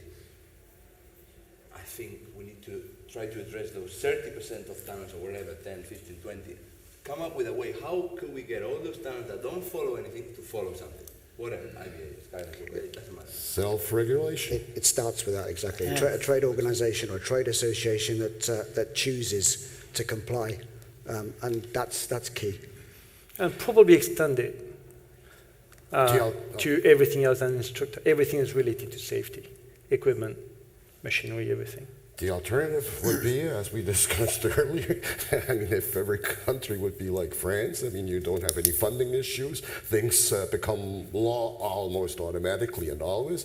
It's a fantastic thing. And one question regarding you now having your own lobby group, and how did the French Federation take to that? It's a partnership in between corporation and federation. Federation is representing the Ministry of Sport. They have the delegation for our sport. Under the umbrella, they have parachuting, tunnel flying, and the third one, Patrice knows better the English name for that. Parascending.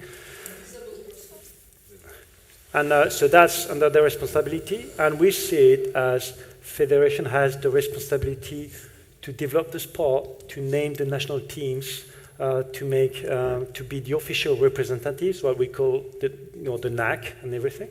Meanwhile, we, corporation, are a professional corporate lobbying system, and we defend and work on all the professional aspects, being the instructors, so our jobs, our working environment, our fiscal environment. So we're not only talking to French Federation, it's only one of our partners. Everything that is administration, you can talk of IRS, taxation, you can talk of sales department, you can speak of the normative system. We talk to employers union, we talk to employees unions, because we're still a socialist country. So we, as a governing body, want to be in control of everything that is related to our profession on a corporate point of view. And Federation is one of our partners. And so it's corporation and federation have to work together. One very brief question. You mentioned VAT, fiscal elements. Have you already been able to negotiate favorable deals for tunnels in France in terms of lower VAT because it's of a sporting nature, because it's... No, but I know there are some countries where you have opportunities for that, like for instance in Denmark. Some sport are recognized as being good for health, and if you're able to put up a global studies that would be worldwide, and we don't have these numbers yet, then if I'm to feed them into the Danish government, eventually we could join the fitness as having a tax exemption. So these things of putting data together could have some impact, maybe locally. I'm talking about Denmark there. As tunnel instructor, we actually did try to implement what you're implementing now. We had a partnership program that brought tunnels in and did all this. It's just trying to get people on board. Very, very difficult thing to do.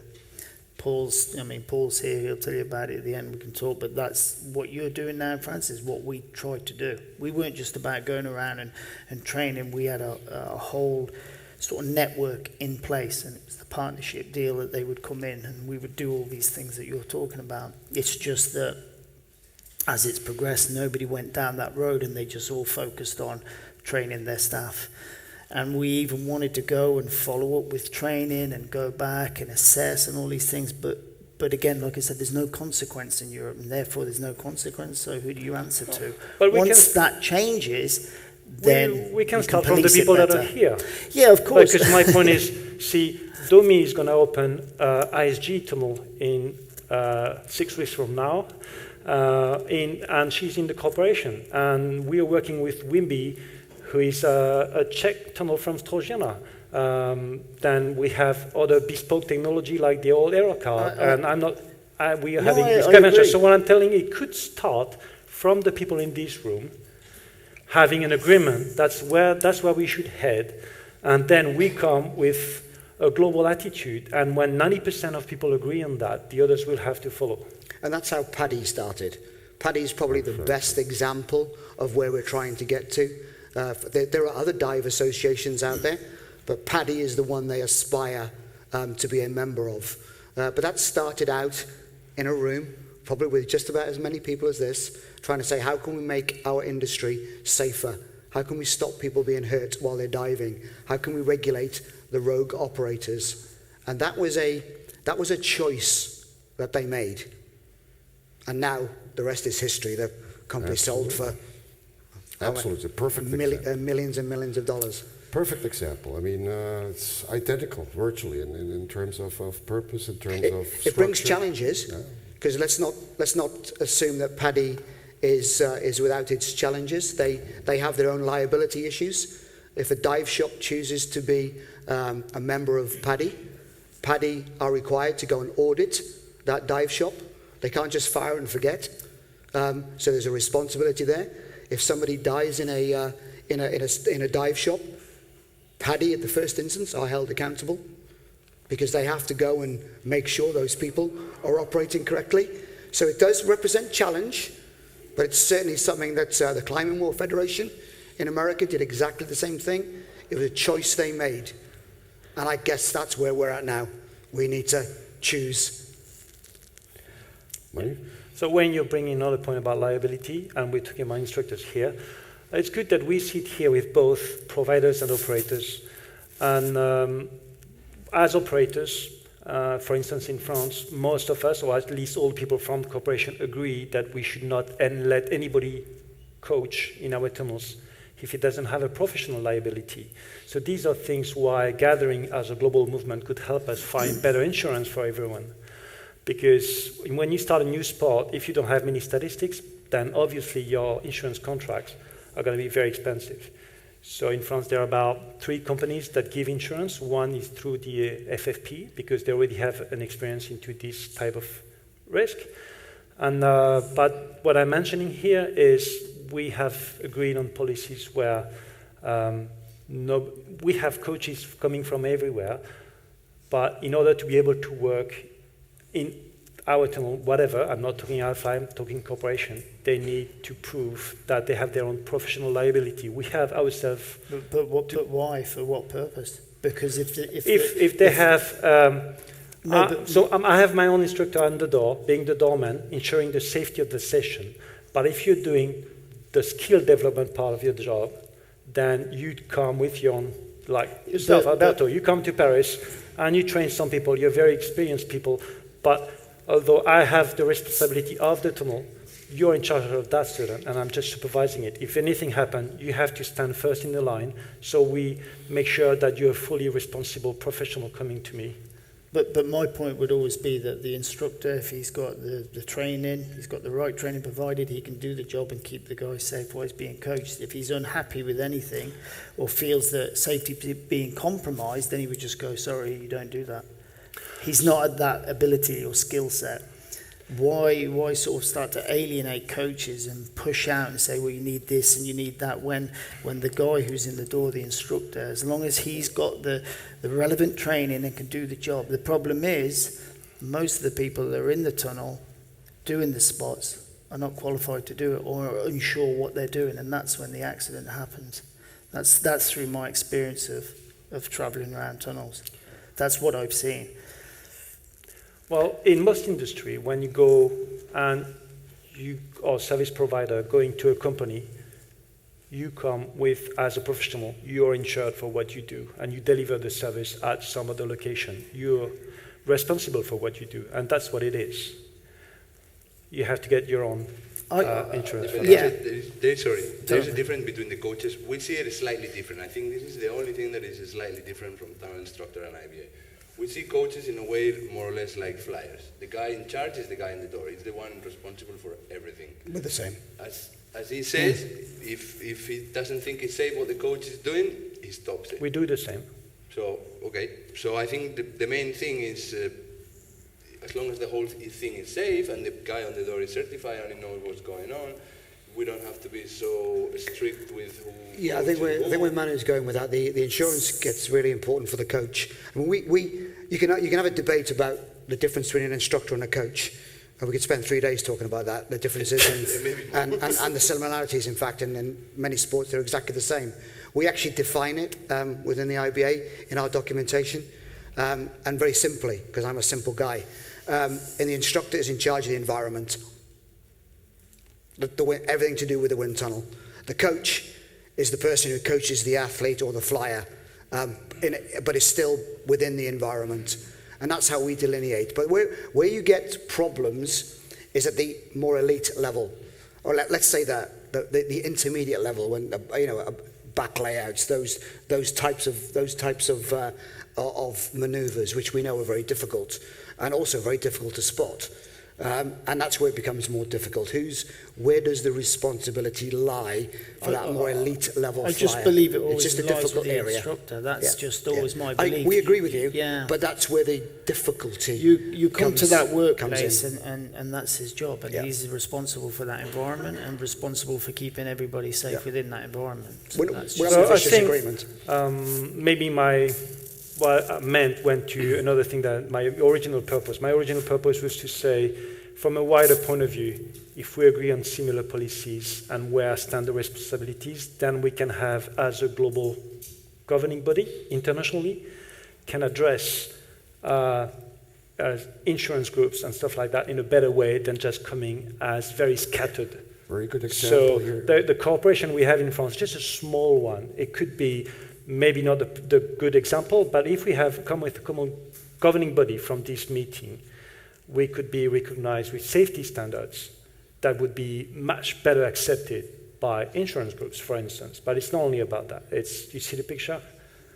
Yeah, we tried. As I say, we tried. Alberto, we did. I'd like to conclude this because it's almost 1 o'clock now, and we almost caught up. In Spain, situation now. In the past, here in Spain, when I was running this drop zone, being affiliated at the time, it was called FENDA, then it was FOC, and then you had the Catalan Federation and this and that. What they had in common, and I'm sure the French Federation has that as well, they offered you an insurance package that you could not even get on the normal market. I mean, it was such a premium insurance. I mean, you could go to the best doctors, the best clinics. I think it changed now here in Spain, no? Well, I'm not too sure, to be honest, because Catalan is like a separate country. No, but from like Spain. it was also. Just sorry, before we wrap up, we've actually got a small handout if anybody's interested. It's care about safety, read the article, share the knowledge. There's plenty. We're going to hand them out if you're interested. If not, it's no biggie. And there's just some brief information in there about safety. Okay. I think to wrap it up, like he was saying, I think we should try to get, now that we have a lot of manufacturers and operators here, try to come up with a date where we sit down and we try to agree to something, so we walk forward. I think that will be, if we manage to get that out of the whole meeting of today, that would be good. That would be so book 6 weeks off. Gentlemen, I mean, you caught me a little bit by surprise, A. B, obviously, this is the best possible outcome, and even if it's still not very defined and still in the future, I think everybody here would probably concur with me. If this happens, and I think it will, it's one of the outcomes that this summit will have helped to produce, and I think we can all be proud of that. Thank you very much, and now we're going to have lunch served in the patio. It's going to be Catalan food, good food. And, Catalan food? We'll start. Huh? Yes. No, come on, no. Only joking, only joking. This was innocent now. And we're going to meet each other right afterwards for the session number 4. And I think, great.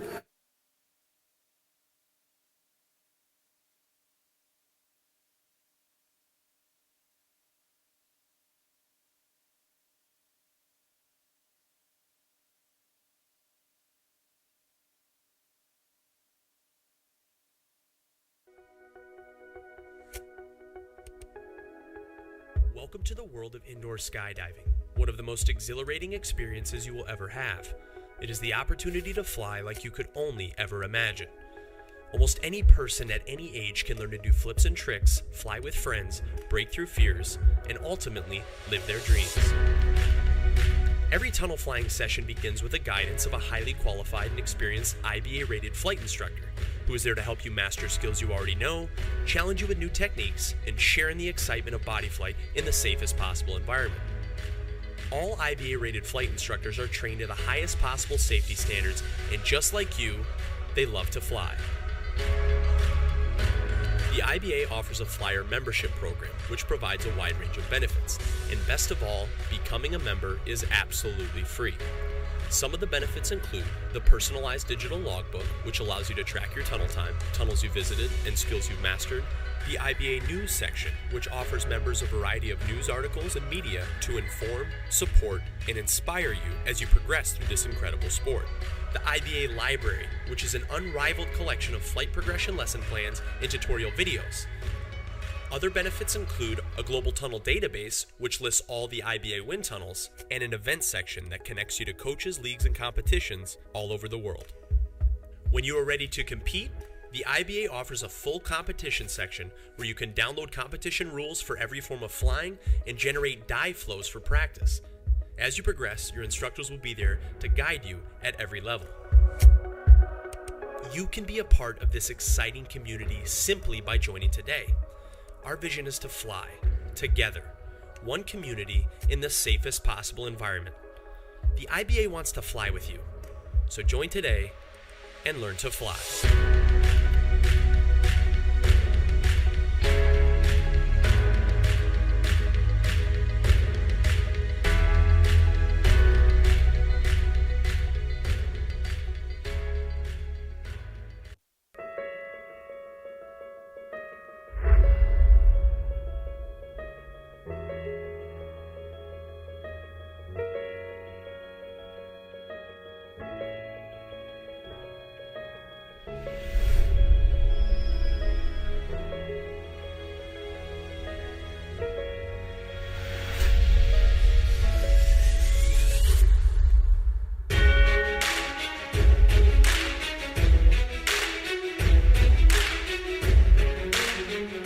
Oh, 1, 2.